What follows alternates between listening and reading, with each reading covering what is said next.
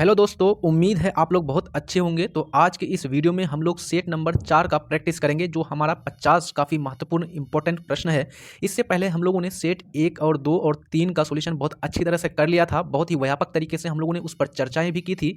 यदि आप में से कोई भी दोस्त, कोई भी साथी अगर नहीं देखे हैं पिछला 3 सेट, तो जल्दी से कर लीजिएगा, क्योंकि हम लोग इस सीरीज में टोटल एडुटेरिया का 100 सेटों का प्रैक्टिस करने वाले हैं। एक सेट में आपका टोटल 50 प्रश्नों को देखते हैं और इस प्रकार से हमारे पास टोटल 5000 प्रश्नों का जो है संग्रह आ जाएगा, हमारे माइंड में बैठ जाएगा। तो इस प्रकार से जो आपका बीपीएससी पीटी 30 सितंबर को होने वाला है 2024 का, काफ़ी सहायक करेगा ये सारे प्रश्न। और मैं बहुत ही अच्छी तरह से डिटेल के साथ चर्चा करता हूं, जिस तरह से बीपीएससी की डिमांड होती है ना।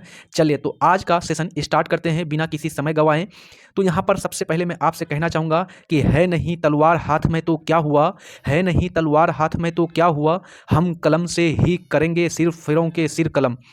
तो आइए स्टार्ट करते हैं। पहला प्रश्न है, भारत में पर्यावरण संरक्षण अधिनियम कब पारित किया गया। यहाँ पर क्वेश्चन है कि पर्यावरण संरक्षण, पर्यावरण को बचाने के लिए जो अधिनियम, जो कानून पारित किया गया था, कब किया गया था। 1980 ईस्वी में, 1982, 1986 या फिर 1989 ईस्वी में। तो बिल्कुल राइट ऑप्शन यहाँ पर जो है आपका 1986, सी ऑप्शन बिल्कुल सही हो जाएगा। मैं आपको यहाँ पर बता दूँ, इस प्रश्न में आपका एक वर्ड आया है अधिनियम। देखिए, आप कानून जब बनता है दोस्तों, तो 2-3 शब्द होते हैं। सबसे पहला आता है एक प्रस्ताव। प्रस्ताव किसको कहते हैं? जब कोई भी अधिनियम यानी कि कानून बनाने के लिए ड्राफ्ट तैयार किया जाता है, प्रारूप तैयार किया जाता है कि कानून ऐसा होना चाहिए, कानून में इस तरह के प्रावधान होना चाहिए, इस तरह के लाभ दिए जाने चाहिए जनता को। इस तरह की चीज़ें जब रखा जाता है और उसको लेकर के लाया जाता है, कहाँ पर? संसद में रखा जाता है, तो उसको बोलते हैं प्रस्ताव। और जब उसको संसद के दोनों सदनों से पारित किया जाता है, लोकसभा और राज्यसभा से, तो वो बन जाता है बिल या फिर विधेयक। और जब उस विधेयक पर राष्ट्रपति का सिग्नेचर यानी कि हस्ताक्षर हो जाता है, तो उसको कहते हैं अधिनियम। तो आई थिंक यहाँ पर जो शब्द अधिनियम आया हुआ था, आपको समझ में आ गया होगा कि संसद के दोनों सदन यानी कि राज्यसभा और लोकसभा द्वारा पारित किसी भी विधेयक पर जो है राष्ट्रपति का हस्ताक्षर अधिनियम कहलाता है। और राष्ट्रपति हस्ताक्षर अनुच्छेद किसके तहत करता है? अनुच्छेद 111 के तहत जो है राष्ट्रपति किसी भी विधेयक पर हस्ताक्षर करता है। ये आपको ध्यान रखना है दोस्तों। अब यहाँ पर बात करते हैं पर्यावरण के बारे में कि पर्यावरण, विश्व पर्यावरण दिवस कब मनाया जाता है। तो जो है पर्यावरण दिवस जो मनाया जाता है वो 5 जून को मनाया जाता है। तो आप यहाँ पर ध्यान रखेंगे पर्यावरण दिवस के बारे में, और उसके बाद इसके थीम पूछे जाते हैं कि इसके थीम क्या है।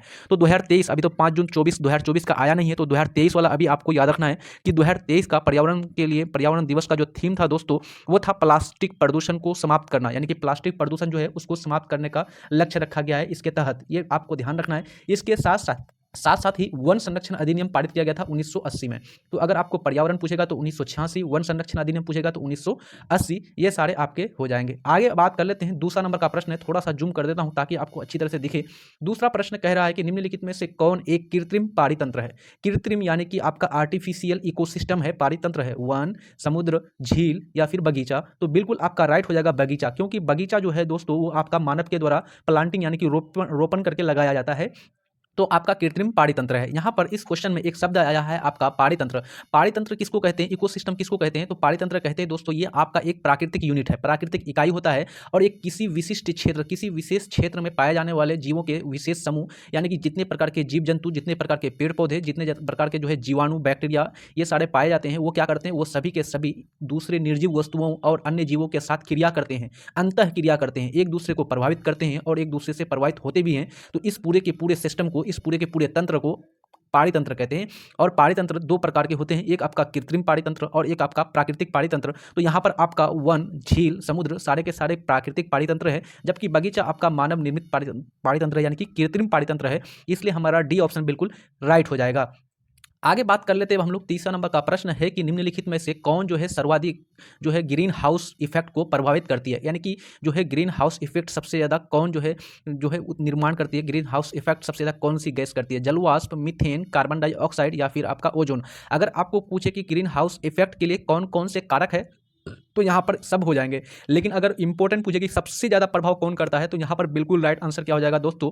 ऑप्शन बी हो जाएगा, यानी कि कार्बन डाइऑक्साइड। अब ग्रीन हाउस इफेक्ट को समझ लीजिए। ग्रीन हाउस इफेक्ट बोलते हैं दोस्तों कि सूर्य से जो भी प्रकाश की किरणें आती है, सन से जो प्रकाश की किरण पृथ्वी पर आती है, तो कार्बन डाइऑक्साइड क्या करती है, जब ये सनरेज पृथ्वी पर आती है तो कार्बन की जो परतें हैं उस किरणों को आने दे देती है, क्योंकि उस टाइम उसके पास ऊर्जा काफ़ी जो है ज़्यादा मात्रा में सूर्य किरणों के पास होती है। लेकिन जब ये पृथ्वी से टकरा करके वापस जाने का प्रयास करती है तो कार्बन डाइऑक्साइड ऊपर जाने से उसको यानी वापस जाने से रोक देती है, और जिसके कारण पृथ्वी गर्म होती है और पृथ्वी जो है क्या रहने योग्य हो जाती है, और यहाँ पर क्या होता है, सारे जीव जंतुओं का सही से विकास हो पाता है। लेकिन जब ज़्यादा मात्रा में कार्बन डाइऑक्साइड गैस की उत्पत्ति हो जाती है तो ये क्या हो जाते हैं दोस्तों, ये आपका जो है सभी प्रकार के जीव जंतु और जो है पृथ्वी में विकास और विकसित करने वाले सभी जीव जंतु के लिए हानिकारक होने लगते हैं। तो यहाँ पर बी ऑप्शन आपका बिल्कुल राइट हो जाएगा। चौथा नंबर का प्रश्न है, भारत के मुख्य भूमि का दक्षिणतम बिंदु कौन सा, यानी कि जो भारत का मुख्य भूमि पूछ रहा है, तो मुख्य भूमि आपका कहाँ है, उत्तर में आपका जम्मू कश्मीर से लेकर के दक्षिण में कन्याकुमारी तक है, इसलिए आपका सबसे अगर मुख्य भूमि का दक्षिणतम बिंदु पूछेगा तो आपको कन्याकुमारी बताना है, ठीक है। और अगर आपको पूछेगा कि द्वीप में, यानी कि अगर आपको ऐसे नॉर्मली क्वेश्चन रहेगा कि भारत का सबसे दक्षिणतम बिंदु क्या है, वहां पर मुख्य भूमि का अगर बात नहीं किया जाए, तो अगर आपको इस प्रकार से पूछेगा तो आपको बताना है इंदिरा पॉइंट। इंदिरा पॉइंट कहां पर है, आपका अंडमान निकोबार द्वीप समूह में है इंदिरा पॉइंट, आपको यह बताना है दक्षिणतम बिंदु। और मुख्य भूमि पूछेगा तो आपको कन्याकुमारी बताना है। सबसे उत्तर में कौन है, तो सबसे उत्तर में आपका जम्मू कश्मीर के पास जो है आपका इंदिरा कोल है। सबसे पश्चिम बिंदु जो पूछेगा तो आपको बताना है सर क्रीक, या फिर इसको गौहर मोती भी बोलते हैं, ठीक है, गौहर मोती या गौर मोती। और सबसे जो आपका पूर्व में है, सबसे पूर्व में जो बिंदु है आपका अरुणाचल प्रदेश में, इसको जो है किबिथु के नाम से जाना जाता है। तो ध्यान रखेंगे, आपको 4 बिंदु याद रखने हैं मुख्य रूप से, आपको एक आपका उत्तर में, एक आपका इधर पूर्व में, एक आपका पश्चिम में, और आपका इधर दक्षिण में, है ना, और एक यहाँ पर आपका अंडमान निकोबार के पास। तो इसको बोलेंगे इंदिरा पॉइंट। इंदिरा पॉइंट जो आपका सबसे दक्षिणतम बिंदु है, लेकिन मुख्य भूमि का सबसे दक्षिणतम बिंदु आपका तमिलनाडु का जो कन्याकुमारी है वो है। और अगर सबसे पश्चिम में पूछेगा तो आपको बताना है सर क्रीक, या फिर इसी का नाम गौहर मोती है। और आपका सबसे उत्तर में हो जाएगा इंदिरा कोल, और सबसे पूर्व में हो जाएगा अरुणाचल प्रदेश का किबिथु।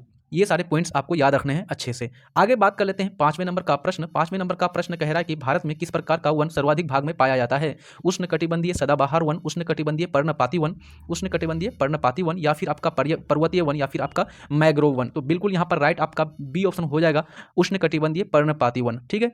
यहाँ पर आपको ध्यान देना है दोस्तों कि पर्णपाती वन किसको कहते हैं। पर्णपाती वन वैसे वन होते हैं जो क्या करते हैं, जिस वो वन होते हैं जो आपका एक निश्चित समय में, यानी कि वर्ष के एक निश्चित समय में अपने पत्ते जो है गिरा देते हैं, सारे के सारे पेड़ पौधे अपने पत्ते गिरा देते हैं, इसको बोलते हैं पर्णपाती।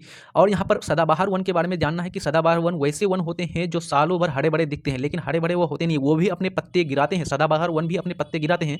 किंतु ध्यान रखना कि क्योंकि वहाँ पर सदाबहार वन वाले क्षेत्र में इतनी मात्रा में वर्षा होती है कि वहाँ पर इतने विभिन्न प्रकार के विविधता वाले पेड़ पौधे होते हैं कि वो अपना पत्ता गिराते हैं, लेकिन पता ही नहीं चलता कि मान लीजिए कोई एक अलग जाति का पौधा है, कोई दूसरा जाति का पौधा है, तो इस प्रकार से अगर इसने अपना पत्तियां गिराया तो दूसरे प्रकार के जो पौधे हैं वो बाद में पत्तियां गिराते हैं, उससे पहले गिरा दिए, तो इस प्रकार से हमेशा वहां पर हरा भरा रहता है, इसलिए उसको सदाबहार वन कहा जाता है। जबकि पर्वतीय वन आपका हिमालय क्षेत्र में पाया जाता है, जो विशेष रूप से आपका शंकुधारी वन कहलाते हैं। और उसके बाद मैग्रोव वन जो है आपका, ये आपका तटीय क्षेत्र में पाए जाते हैं, जैसे सुंदरवन का डेल्टा वाला क्षेत्र में, गुजरात के कच्छ और जो है खंबात की खाड़ी वाले क्षेत्र में, उड़ीसा में पाए जाते हैं, आंध्र प्रदेश का पुलिकट झील वाले क्षेत्र में पाए जाते हैं, ठीक है। तो ये सारे पॉइंट्स आपको ध्यान रखने हैं। बाकी जो है मैं आपसे रिक्वेस्ट करूंगा, चैनल में आप अगर न्यू है तो चैनल को जल्दी से सब्सक्राइब कर दीजिएगा, और अच्छे अगर वीडियो लग रहे हैं तो लाइक कर देंगे। अब यहाँ पर थोड़ा सा करंट अफेयर की बात कर लें। देखिए दोस्तों, मेरा उद्देश्य यही है कि आप लोग करंट अफेयर के लिए इधर उधर दौड़ भागी करते हैं, आपको उसका भी कुछ टेंशन नहीं लेनी है। जितना भी आपका सब्जेक्ट है सबका सब इसी में मैं आपको करा दूंगा, यानी कि पीटी के लिए आपको कुछ भी दिक्कत नहीं है आपको, है ना। बाद में लास्ट में एग्जाम के निकट जो है आपको मैथ भी पढ़ा दिया जाएगा, लेकिन अभी वर्तमान में हम लोग फिजिक्स, केमिस्ट्री, बायो के साथ साथ जितने भी जीएस यानी कि आपका हिस्ट्री है, पॉलिटी है, ज्योग्राफी है, इकोनॉमी है, और जो है इसके साथ साथ करंट अफेयर है, तो ये सारे चीज़ों को देखते हुए हम लोग यहाँ पर करेंगे, ठीक है। तो अब यहाँ पर करंट अफेयर के बारे में क्वेश्चन यहाँ से क्या बन सकता है कि भारत में वर्तमान में भारत का 1% क्षेत्र कितना है, तो भारत में अभी वर्तमान में 24.6%, 62% वन है।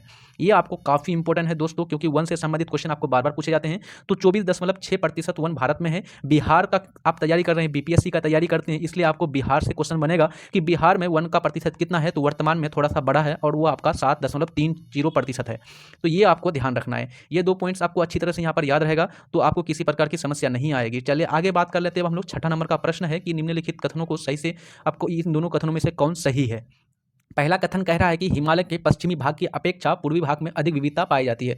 तो बिल्कुल राइट है। जो हिमालय का पश्चिमी भाग है ये आपका इस प्रकार से भारत है, और ये आपका हिमालय का क्षेत्र है। मान लीजिए ऐसे करके हिमालय का क्षेत्र है, तो दोस्तों आपको मालूम होगा ये आपका जो हिमालय का ये वाला जो क्षेत्र है ना, पश्चिम वाला क्षेत्र, जिसको मैं सफ़ेद कलर से ढक रहा हूँ, देखिए इस प्रकार से, तो ये वाला जो क्षेत्र है ये आपका क्षेत्र पूरा का पूरा बर्फ से ढका हुआ है। पश्चिमी क्षेत्र पूरा का पूरा बर्फ से ढका हुआ है, जबकि इधर हरे भरे वन है, यहाँ पर वर्षा की अधिकता है, बहुत ज़्यादा मात्रा में वर्षा होती है, और विभिन्न प्रकार के जीव जंतु और विभिन्न प्रकार के पेड़ पौधे पाए जाते हैं, है ना। तो इस प्रकार से अगर मैं बात करूँ तो पश्चिमी भाग की अपेक्षा पूर्वी भाग में ज़्यादा विविधता पाई जाती है, ज़्यादा पेड़ पौधे पाए जाते हैं, ज़्यादा प्रकार के आपका जीव जंतु पाए जाते हैं, ठीक है, ज़्यादा वर्षा होती है। जबकि आपका लद्दाख कश्मीर वाले क्षेत्र में वर्षा कम होती है और यहाँ पर जब सारे के सारे जो आपका चोटियाँ हैं, जितने भी वहाँ पर माउंट यानी कि शिखर हैं, सब के सब बर्फ से ढके हुए हैं, इसलिए पहला कथन बिल्कुल आपका राइट हो जाएगा। अब हम लोग नेक्स्ट दूसरा कथन ले लेते हैं। दूसरा कथन कह रहा है कि हिमालय के पश्चिमी भाग की अपेक्षा पूर्वी भाग की चौड़ाई अधिक है। नहीं, यहाँ पर बिल्कुल गलत है, जबकि कह रहा है कि जो आपका हिमालय की जो चौड़ाई है वो आपका पूर्वी भाग में ज़्यादा है और पश्चिमी भाग में कम है। तो यहाँ पर ध्यान रखना है दोस्तों, जो आपका पश्चिमी भाग है यहाँ पर चौड़ाई लगभग 400 के आसपास है, जबकि पूर्वी भाग में 150 के आसपास चौड़ाई है। तो यहाँ पर पश्चिमी भाग की अपेक्षा पूर्वी भाग में चौड़ाई अधिक नहीं बल्कि कम है, इसलिए दूसरा कथन हमारा बिल्कुल गलत हो जाएगा। तो पहला कथन हमारा सही है, तो ऑप्शन हमारा कौन सा हो जाएगा, तो हमको पूछा था कि कौन सही है, इसलिए ऑप्शन हमारा ए बिल्कुल राइट हो जाएगा। ये सारी चीज़ आपको ध्यान रखना है। हिमालय के बारे में बताऊँ, ये आपका नवीन वलित यानी कि नवीन जो है आपका वलित पर्वत है, न्यू फोल्डेड माउंटेन है और इसकी सबसे ऊंची जो चोटी है वो माउंट एवरेस्ट है, जिसकी ऊंचाई 8,848 थी, किंतु 2 मीटर उसमें वृद्धि हुई है और 8,850 मीटर के आसपास इसकी ऊंचाई हो गई है, क्योंकि बर्फ से ये आपका ढकता जा रहा है ना। और उसके बाद ध्यान रखना है कि हिमालय को जो है उत्तर से दक्षिण की ओर 3 भागों में बांटा जाता है। उत्तर से दक्षिण की ओर ये आपका सबसे उत्तरी हिमालय को उत्तर हिमालय कहते हैं, इसी को आपको क्या कहते हैं दोस्तों, हिमाद्री कहते हैं, इसी को ग्रेट हिमालय या फिर वृहत हिमालय कहते हैं। उसके बाद नीचे वाले क्षेत्र को, उस नीचे वाले जो है उससे बीच वाले को बोलते हैं मध्य हिमालय या फिर इसी को लघु हिमालय के नाम से जाना जाता है और इसी को हिमाचल हिमालय के नाम से जाना जाता है। और जो तीसरा है आपका सबसे नीचे, जो बिहार में भी पाया जाता है, जो आपका चंपारण वाला क्षेत्र में है, शिवालिक है ना, तो ये आपका शिवालिक कहलाता है। ये कौन सा है आपका शिवालिक हिमालय बोलते हैं, इसको दक्षिण हिमालय के नाम से भी जाना जाता है, शिवालिक की पहाड़ी के नाम से जाना जाता है। ये आपको ध्यान रखना है। और हिमालय अगर इस प्रकार से अगर करें तो इसको फिर नदियों के आधार पर 4 भागों में बांटा गया। एक आपका सिंधु नदी और जो है सतलज नदी के बीच को पंजाब हिमालय कहा गया है, ये आपका सिंधु नदी और ये आपका सतलज नदी के बीच का। उसके बाद सतलज नदी से लेकर काली नदी के बीच के हिमालय को क्या नाम दिया गया है, सिंधु से सतलज नदी के बीच पंजाब हिमालय हो गया और सतलज से काली नदी के बीच इसको कुमाऊं हिमालय के नाम से जाना जाता है। जबकि काली और तीस्ता नदी के बीच इसको नेपाल हिमालय का नाम दिया गया है और तीस्ता से लेकर ब्रह्मपुत्र नदी के बीच इसे असम हिमालय का नाम दिया गया है। तो ये चारों आपको अच्छी तरह से ध्यान रखना है, जो काफी आपको इंपॉर्टेंट बन जाता है, कथन के रूप में पूछा जाता है, आपको कथन बना दिया जाता है यहीं से। चलिए अगला प्रश्न ले लेते हैं। आपको कहीं पर भी किसी प्रकार की समस्या आएगी तो तुरंत आप लोग कमेंट बॉक्स में कमेंट करेंगे और उसका समाधान मैं आपको जरूर करूंगा, ठीक है। चलिए प्रश्न ले लेते हैं 7वें नंबर का। अरब सागर में गिरने वाली भारत की सबसे बड़ी प्रायद्वीपीय नदी कौन सी है, यानी कि जो आपका अरब सागर है, अरब सागर किधर है, भारत का अरब सागर, जो अरब सागर है जो आपका भारत के पश्चिम दिशा में, ये आपका पश्चिम दिशा में अरब सागर है, नीचे में हिंद महासागर है, इधर पूरब में आपका बंगाल की खाड़ी है, उत्तर में आपका हिमालय पर्वतमाला है, यही भारत की चौहद्दी है। तो क्वेश्चन कह रहा है कि अरब सागर में गिरने वाली भारत की सबसे बड़ी प्रायद्वीपीय नदी कौन सी है। तो सबसे बड़ी प्रायद्वीपीय नदी यहाँ पर बिल्कुल राइट आंसर क्या हो जाएगा दोस्तों, नर्मदा नदी हो जाएगी। नर्मदा नदी के बारे में पूछा जाता है कि ये कौन कौन से पर्वतमाला से होकर गुजरती है। तो जो नर्मदा नदी है ये आपका ऊपर का, इसके उत्तर में आपका विंध्य पर्वत है और नीचे में इसका सतपुरा की पहाड़ी है। विंध्य पर्वत और सतपुरा की पहाड़ी के दोनों के बीच में ये आपका बहती है, इसलिए इस नदी को भ्रंश घाटियों में से होकर के बहने वाली नदी कहा जाता है नर्मदा नदी को। नर्मदा नदी अरब सागर में गिरने वाली नदी है और ये आपका अरब सागर में गिरने वाली सबसे लंबी नदी है। नर्मदा नदी जो है इसके बारे में ध्यान रखना है, धुआंधर जलप्रपात इसी नदी में है, नर्मदा नदी पर ही धुआंधर जलप्रपात है। और उसके बाद आपको ध्यान रखना है ये नर्मदा नदी निकलती कहाँ से है, तो नर्मदा नदी जो है आपका विंध्य श्रृंखला से निकलती है ना। ये सारे पॉइंट्स आपको अच्छी तरह से याद रखना है। नर्मदा नदी अपने जो है मुहाने पर जो है ज्वार नदमुख का निर्माण करता है। देखिए दोस्तों, 2 प्रकार की जो है आपका मिट्टी का निर्माण होती है। अगर मान लीजिए जो नदियाँ बंगाल की खाड़ी में गिरती है वो सारी नदियाँ क्या करती है, अपने मुहाने पर डेल्टा का निर्माण करती है, और जो नदियाँ आपका पश्चिम अरब सागर की तरफ गिरती है वो आपके क्या करते हैं, एस्चुरी बोलते हैं उसको, ज्वार नदमुख का निर्माण करती है। तो ये आपको पॉइंट्स याद रखने हैं। अगर आपको नर्मदा नदी के अलावा अगर पूछा जाए तो नर्मदा के साथ साथ ताप्ती नदी भी जो है आपका पश्चिम की ओर यानी कि अरब सागर की ओर बहती है, साबरमती नदी भी बहती है, माही नदी भी बहती है। माही नदी के साथ साथ ये केरल में नदी है आपका पेरियार नदी भी आपका अरब सागर में जाकर के गिरती है। और ध्यान रखेंगे माही नदी ही एक ऐसा नदी है जो आपका क्या करती है दोस्तों, ये आपका जो है कर्क रेखा जो भारत के बीचों बीच से जाती है इसको काटती है। तो कर्क रेखा को काटने वाली नदी कौन सी है, माही नदी है, ध्यान रखेंगे। अगला प्रश्न लेते हैं जो काफी इंपॉर्टेंट है आपका, चाय की खेती के लिए निम्न में से कौन सी मिट्टी सबसे उपयुक्त मानी जाती है। यानी कि चाय का अगर खेती करना है, चाय का फसल लगाना है, उसके लिए कौन सी मिट्टी सबसे उपयोगी होगी, अम्लीय मिट्टी, क्षारीय मिट्टी, जलोढ़ मिट्टी या फिर आपका रेगुर। तो यहाँ पर बिल्कुल राइट आंसर हो जाएगा, ए ऑप्शन बिल्कुल सही हो जाएगा। अगर आपको नहीं मालूम है तो फिर भी आप इसका अनुमान से आंसर कर सकते हैं, क्योंकि चाय में कौन सा अम्ल पाया जाता है, टैनिक अम्ल। तो टैनिक अम्ल पाया जाता है, तो किसी भी फसल में अम्ल कब आएगा, जब उसको अम्ल वाली मिट्टी में उगाएंगे तब आएगा। तो इसलिए यहाँ पर ऑप्शन आपका बिल्कुल राइट ए ऑप्शन हो जाएगा। जबकि बात करूँ रेगुर मिट्टी जो है इसको कपासी मृदा, इसी को ये जो है आपका काली मृदा, ये जो है काली मृदा का दूसरा नाम है रेगुर मृदा, और इसमें कपास की खेती अधिक होती है, इसलिए इसे कपासी मृदा भी जाना जाता है, इस कपासी मृदा के नाम से। जलोढ़ मृदा की बात करूं तो जलोढ़ मृदा 2 प्रकार का होता है, एक आपका खादर और एक का आपका बांगर। खादर जो है नवीन जलोढ़ मृदा है और बांगर आपका पुरानी जलोढ़ मृदा है। बाकी यहाँ से करेंट अफेयर्स के संबंध में क्वेश्चन बनेगा कि चाय में चाय का जो उत्पादन है भारत कौन सा स्थान रखता है? तो चाय के उत्पादन में भारत जो है आपका दूसरा स्थान रखता है चीन के बाद। ये पॉइंट्स आपको ध्यान रखना है। भारत में सबसे अधिक चाय की खेती करने वाला राज्य कौन सा है? तो आपको ध्यान रखना है असम। असम जो है चाय की खेती के लिए सबसे प्रसिद्ध है आपका। अच्छा, चाय के लिए आपका दार्जिलिंग भी प्रसिद्ध है, तो आपको ध्यान रखना है दार्जिलिंग के बारे में क्वेश्चन कथन बनेगा कि दार्जिलिंग किस फसल के लिए मुख्य रूप से प्रसिद्ध है, तो आपका चाय की खेती के लिए हो जाएगा। चाय की खेती से संबंधित आपको एक क्वेश्चन ज्योग्राफी से पूछा जाता है कि चाय की खेती के लिए वर्षा कितनी होना चाहिए, टेम्परेचर कैसी होनी चाहिए और मिट्टी कैसी होनी चाहिए। तो ध्यान रखें वर्षा उच्च होना चाहिए, मिट्टी जो है आपका अम्लीय मिट्टी होनी चाहिए और मिट्टी आपका ढलान वाली मिट्टी होनी चाहिए, ढाल होनी चाहिए। और टेम्परेचर जो है आपका लगभग 10 से लेकर 14 डिग्री सेल्सियस से लेकर 28-29 डिग्री सेल्सियस तक होना चाहिए। यानी कि न तो खूब ज़्यादा आपका हाई होना चाहिए, न तो खूब ज़्यादा लो होना चाहिए, यानी कि मध्यम टेम्परेचर होना चाहिए। मिट्टी ढलान वाली इसलिए होनी चाहिए कि पानी लगा हुआ रहेगा तो वो आपका सही से चाय की खेती नहीं हो पाएगी, इसलिए मिट्टी ढलान वाली होनी चाहिए। पानी आया और पानी फिर बह के तुरंत निकल जाना चाहिए, निकास हो जाना चाहिए पानी का। आगे बात कर लेते हैं, अगर बिहार से संबंधित चाय के बारे में पूछेगा तो बिहार का आपका क्या हो जाएगा? ठाकुरगंज वाला क्षेत्र आपका चाय की खेती के लिए प्रसिद्ध है। किशनगंज आपका बिहार का किशनगंज। आगे बात कर लेते हैं मानसून निवर्तन। मानसून निवर्तन से आप क्या समझते हैं? यहाँ पर कह रहा है कि पश्चिमी तट से पूर्वी तट जो है मानसून की वापसी, या फिर उत्तर से दक्षिण की तरफ मानसून की वापसी, उत्तर पूर्व भारत से पश्चिम तट की तरफ मानसून की वापसी, या फिर उत्तर पश्चिम भारत से बंगाल की खाड़ी। मानसून निवर्तन, मानसून का अर्थ क्या होता है दोस्तों? मानसून यानी कि ये आपका शब्द, ये आपका अरबी शब्द मौसम से बना है और जिसका अर्थ होता है आपका जो है क्या है, पवन की दिशा में परिवर्तन, है ना मानसून। और मानसून जो है ये आपका भारत में जो मुख्य रूप से वर्षा कराती है वो दक्षिण पश्चिमी मानसून कराती है, लेकिन मानसून निवर्तन का अर्थ हुआ मानसून की वापसी। तो मानसून की वापसी कैसी होती है दोस्तों? ऐसी होती है मानसून की वापसी, है ना, ऐसे आती है ना। क्या होती है? उत्तर पश्चिम भारत से जो मानसूनी हवाएं होती है वो आपका वापस आपका बंगाल की खाड़ी की तरफ आने लगती है। तो ये आपका उत्तर पश्चिम क्षेत्र हो गया और कहाँ पर आ रही है? बंगाल की खाड़ी की तरफ आ रही है, इसलिए ऑप्शन हमारा डी हो जाएगा। उत्तर पश्चिम भारत से बंगाल की खाड़ी की तरफ मानसून हवा, मानसूनी हवाओं की दिशा, तो डी ऑप्शन बिल्कुल राइट हो जाएगा। आपको ध्यान देना है कि मानसून जो भारत में सबसे अधिक जो वर्षा होती है ग्रीष्म काल में होती है, ग्रीष्म काल में मानसूनी वर्षा होती है। और मानसूनी वर्षा जो होती है ग्रीष्म काल में, तो आपका दक्षिणी पश्चिमी मानसून से सबसे अधिक वर्षा होती है। क्वेश्चन पूछा जाता है कि सबसे अधिक वर्षा किससे होती है, दक्षिण पश्चिमी मानसून या फिर उत्तर पश्चिमी मानसून से? तो आपको बताना है कि दक्षिण पश्चिमी मानसून से होती है। और कितना प्रतिशत होती है? तो लगभग 80% वर्षा इससे होती है। बाकी लौटती हुई मानसून से आपका 20% वर्षा होती है। लौटती हुई मानसून से किस में कहाँ कहाँ पर वर्षा होती है? तो एक नंबर में आपका तमिलनाडु का राज्य हो जाएगा, आंध्र प्रदेश में थोड़ी बहुत हो जाती है ठंडी के समय, उसके बाद अंडमान निकोबार द्वीप समूह हो जाएगा और साथ साथ में लक्षद्वीप हो जाएगा। तो ये 3 क्षेत्र ऐसा है जहां पर लौटती हुई मानसून से वर्षा होती है। तो यहां पर इस प्रश्न के अनुसार आप डी ऑप्शन कर देंगे। ठीक है, सेशन बढ़िया लग रहा है तो जल्दी से शेयर कर दीजिएगा दूसरों को, है ना, लाइक भी कर दीजिएगा। चलिए अब बात कर लेते हैं, ये आपका लोकेशन यानी कि मैप से एक क्वेश्चन यहाँ पर आ गया, क्योंकि आपका बीपीएससी का एक आपका बहुत ही दिलचस्प उसका जो है ध्यान रहता है, राजधानी या फिर देश के लोकेशन पर क्वेश्चन रहता है।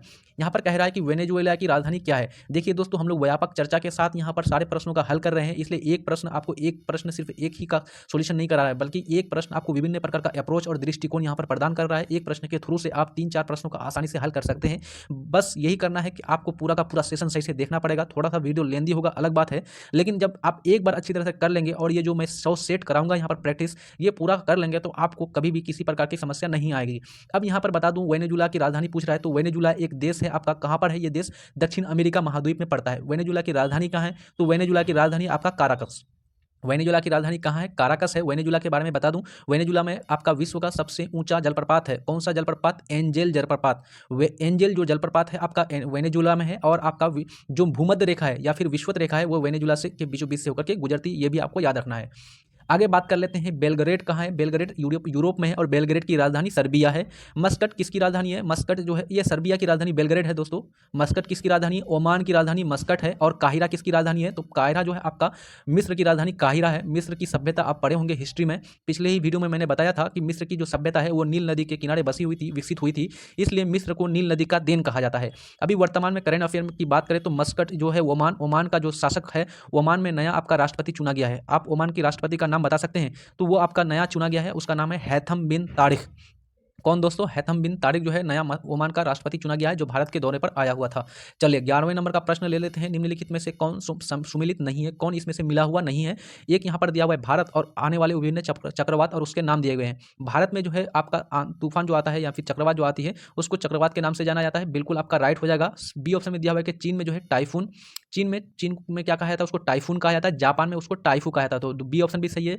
सी ऑप्शन में कह रहा है कि ऑस्ट्रेलिया में विली विली, तो ऑस्ट्रेलिया में विली विली कहा जाता है, बिल्कुल ठीक है, लेकिन यहाँ पर डी ऑप्शन गलत है। जो अमेरिका है वहाँ पर जो है अमेरिका में उसे बागियों यानी कि आपका बागियों नहीं बल्कि टोर्नेडो कहा जाता है। अमेरिका में उसे क्या कहा जाता है दोस्तों? टोर्नेडो कहा जाता है। तो हमारा डी ऑप्शन बिल्कुल राइट हो जाएगा। चलिए अगला प्रश्न ले लेते हैं। कोरल रीफ या परवाल भित्ति मुख्यतः कहाँ पाई जाती है? जो कोरल रीफ है यानी कि परवाल भित्ति है, ये कहाँ पाई जाती है? विषुवत रेखा के पास, ध्रुवीय क्षेत्र के पास, कर्क एवं मकर रेखा के बीच, ठंडी क्षेत्रीय समुद्री जो है तट के पास। तो बिल्कुल आपका राइट आंसर हो जाएगा कर्क रेखा और मकर रेखा के बीच। कर्क रेखा कहाँ है? उत्तरी गोलार्ध में। मकर रेखा कहाँ है? दक्षिणी गोलार्ध में। कर्क रेखा का मान कितना है? 23.5 डिग्री उत्तरी अक्षांश, जबकि मकर रेखा जो है 23.5 डिग्री दक्षिणी अक्षांश। ये दोनों याद रखना कि दोनों अक्षांश रेखा है, देशांतर नहीं बल्कि अक्षांश रेखाएं हैं। अच्छा, अब यहाँ पर बात कर ले कोरल रीफ क्या होता है। तो कोरल जो है, कोरल एक प्रकार का जीव होता है। कोरल कोरल एक प्रकार का जीव होता है जो मरता है या फिर कुछ भी अपशिष्ट पदार्थ छोड़ता है तो उत्सर्जन के रूप में ये कैल्शियम कार्बोनेट छोड़ता है। यानी कि ये आपका अपशिष्ट पदार्थ जो आपका पाचन के दौरान छोड़ता है, पाचन के बाद तो कैल्शियम कार्बोनेट निकलता है, या फिर मर जाता है ना तो उसके शरीर में कैल्शियम कार्बोनेट पाया जाता है। और जब एक कोरल मरता है इस प्रकार से कैल्शियम कार्बोनेट जमा हो गया। कैल्शियम कार्बोनेट मतलब क्या हो गया? चूना पत्थर, पत्थर की तरह।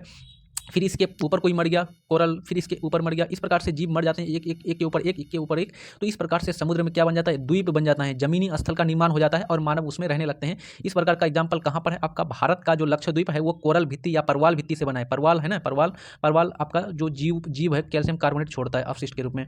ठीक है, तो ये पॉइंट्स आपको ध्यान रखने। चलिए सॉरी दोस्तों, थोड़ा सा व्यवधान आ गया था आपका क्लास लेते टाइम। चलिए उसका सॉल्यूशन कर दिया गया है। चलिए आगे बढ़ते हैं, हम लोग नेक्स्ट प्रश्न ले लेते हैं। 11वां नंबर का प्रश्न सॉल्यूशन कर लिए थे। चलिए 12वें नंबर का प्रश्न है कोरल रीफ या फिर परवाल भित्ति। इसको भी हम लोगों ने देख लिया था, ये कहाँ पर पाया जाता है? तो कर्क और मकर रेखा के बीच। और भारत का कौन सा क्षेत्र है? आपका लक्षद्वीप है, और लक्षद्वीप की राजधानी यानी कि उसका मुख्यालय कहाँ पर है? कवारत्ती है। ये भारत का आपका केंद्र शासित प्रदेश है। अब बात कर लेते हैं स्वर्ण सिंह समिति का संबंध है। क्वेश्चन है कि स्वर्ण सिंह जो समिति है इसका संबंध किससे है? मूल अधिकारों से, नीति निर्देशक तत्वों से, मूल कर्तव्यों से, या फिर आपका मूल अधिकारों और मूल कर्तव्य दोनों से। तो मुख्य रूप से जो आपका सरदार स्वर्ण सिंह थे उसकी अध्यक्षता में एक कमेटी बनाई गई थी और उसका काम था, उसको जो है आपका इंदिरा गांधी जी ने मूल कर्तव्यों से संबंधित एक काम सौंपा था कि मूल कर्तव्यों को जोड़ना है भारत के संविधान में, और उसके लिए उन्होंने उसको ड्राफ्ट यानी कि प्रारूप तैयार करने के लिए कहा था।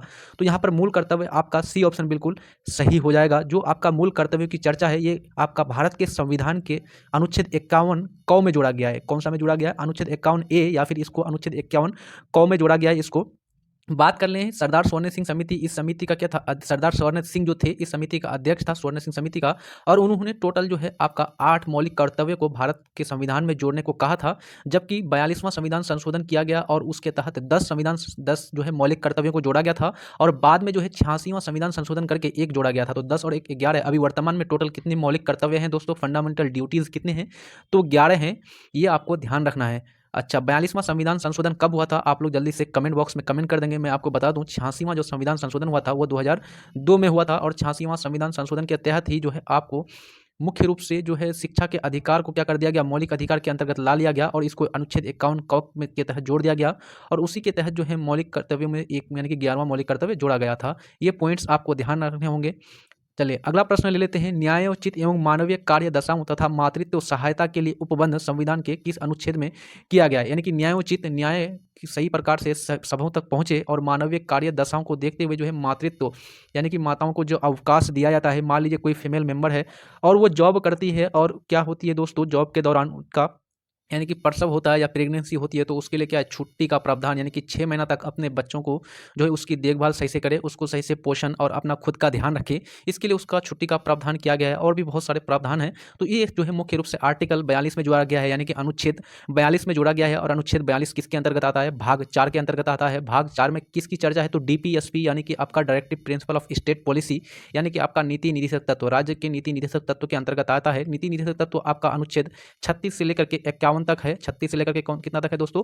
51 तक है। मैं बता दूं आपको जो नीति निर्देशक तत्व है ये आयरलैंड के संविधान से लिया गया है। ये सारे पॉइंट्स आपको अच्छी तरह से याद रखना है। आगे बात कर लेते हैं। 15वां नंबर का प्रश्न है कि भारत के नियंत्रक एवं महालेखा परीक्षक जो है इसके संबंध में निम्न कथनों पर विचार कीजिए और बताइए कि इसमें से कौन सा कथन गलत है। देखिए प्रश्न आप किस प्रकार से पढ़ेंगे? सबसे पहले ऊपर पढ़ेंगे, और अगर कथन वाला प्रश्न है तो नीचे पढ़ेंगे। तो यहाँ पर मैंने देख लिया कि इस कथन पर विचार करना है, और मैंने नीचे देख लिया कि हमको इसमें से गलत निकालना है। इस प्रकार से प्रश्न का सॉल्यूशन करेंगे तो आपका प्रश्न गलत होने की संभावना बहुत घट जाएगी, यानी कि गलत नहीं होगी। अब कथन को देख लेते हैं एक एक करके। पहला कथन कह रहा है कि इसके कार्यकाल यानी जो आपका महालेखा परीक्षक यानी नियंत्रक और महालेखा परीक्षक, इसको बोलते हैं दोस्तों कैग। इसको क्या बोलते हैं, CAG बोलते हैं, इसको कैग बोलते हैं ना, CAG, controller and auditor general of India बोलते हैं, CAG कैग। और इसकी नियुक्ति का संबंध जो है इसका 148 अनुच्छेद, इसके बारे में चर्चा कहाँ पर है, अनुच्छेद 148 से 151 के बीच इसका चर्चा है। और ये आपका कैसा निकाय है दोस्तों, अर्ध न्यायिक निकाय है, ये ध्यान रखेंगे। अर्ध न्यायिक निकाय उस जो है संस्था को कहते हैं जो अपना जो कार्य करेगा ही करेगा, साथ ही साथ समय पड़ने पर वो क्या करेगा, न्याय में यानी कि न्याय दिलाने में या न्यायिक जो है प्रक्रिया में भी हस्तक्षेप करेगा, उसको बोलते हैं अर्ध न्यायिक निकाय। अब यहाँ पर उसके संबंध में यानी कि जो है आपका कैग के संबंधित 3 कथन दिया हुआ है। पहला कथन कह रहा है कि इसका कार्यकाल 6 वर्ष या फिर 62 वर्ष जो पहले आयु तक होता है, मतलब ये है। तो यहाँ पर प्रावधान जो दिया गया है उसके कार्यकाल को तो ध्यान रखना है, उसका कार्यकाल 6 वर्ष और 62 वर्ष नहीं दोस्तों, 65 वर्ष जो पहले होगा। अगर 65 वर्ष पहले हो जाता है तो उसकी छुट्टी हो जाएगी, या फिर 6 वर्ष कंप्लीट होने तक। अगर मान लीजिए कोई व्यक्ति है, उसका कितना उम्र है, 75 वर्ष उम्र है, और वो कैग के लिए नियुक्त होता है तो 55 और कितना 6, 61 वर्ष तक वो मतलब कि 6 वर्ष कार्य करेगा आसानी से। 61 वर्ष की उम्र में वो आपका छुट्टी यानी कि अवकाश ग्रहण कर लेगा। मान लीजिए कोई व्यक्ति है, अगर वो व्यक्ति 60 वर्ष उम्र है और उसको कैग यानी कि नियुक्त किया जाता है तो कितना हो गया, 60 हुआ तो 60 से कितना वर्ष, अगर 6 वर्ष वो लगातार कार्य करा तो कितना हो जाएगा, 66 हो जाएगा।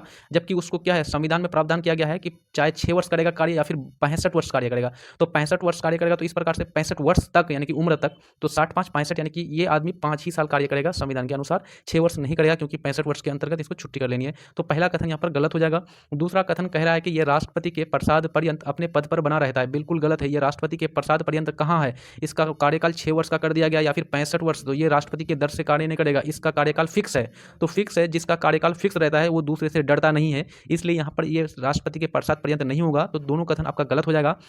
आगे बात कर लेते हैं तीसरा नंबर का, कि इसके वेतन एवं अन्य सेवा राष्ट्रपति द्वारा निर्धारित की जाती है। अगर राष्ट्रपति द्वारा निर्धारित की जाएगी तो, क्योंकि जानते हैं आप लोग राष्ट्रपति किसके पीछे लघु कार्य करता है, किसका कठपुतली है, तो राष्ट्रपति केंद्र सरकार का ही नेतृत्व करता है, केंद्र सरकार के सारे कार्यों का क्या करता है दोस्तों, हस्ताक्षर करता है। तो इसलिए राष्ट्रपति अगर उसके जो है सेवा शर्तों को, वेतन को निर्धारित करेगा तो क्या करेगा, कैग ज़्यादा से ज़्यादा वेतन प्राप्त करने के लिए, ज़्यादा से ज़्यादा सेवा और सर्विस लेने के लिए क्या करेगा, राष्ट्रपति का जो है सारे के सारे कार्यों को सही से करने लगेगा। इसलिए यहाँ पर वैसा नहीं होगा, राष्ट्रपति का जहाँ पर अपोज करने की जरूरत पड़ेगी वहाँ अपोज भी करेगा वो, इसलिए ये भी कथन गलत है। तो तीनों कथन गलत है, तो हमारा ऑप्शन जो है डी हो जाएगा, सभी कथन इसमें से गलत है। अब आपको इसमें से ध्यान क्या क्या रखना है, तो सबसे पहले ध्यान रखना है कि जो आपका कैग यानी कि नियंत्रक एवं महालेखा परीक्षक है, इसके बारे में चर्चा आपका भारत के संविधान के अनुच्छेद 148 से 151 में दिया गया है। ये क्वेश्चन पूछा जाता है। ये कैसी संस्था है, अर्ध न्यायिक संस्था है, इसका कार्यकाल कितना, 6 वर्ष या फिर 65 वर्ष उम्र तक, ये ध्यान रखना है ना। और इसको हटाने की प्रक्रिया कैसी है, तो इसको हटाने की प्रक्रिया वैसी है जैसे सुप्रीम कोर्ट के जज को हटाया जाता है, उसी प्रक्रिया के तहत जो है नियंत्रक और महालेखा परीक्षक को हटाया जाएगा। अभी वर्तमान में आपका जो भारत का कैग है कौन है, जल्दी से कमेंट बॉक्स में कमेंट कर दीजिए। अब हम लोग अगला प्रश्न ले लेते हैं 16वें नंबर का। राज्यों में मुख्यमंत्री समेत मंत्रियों की अधिकतम संख्या विधानसभा की कुल सदस्य संख्या का कितने प्रतिशत से अधिक नहीं होना चाहिए।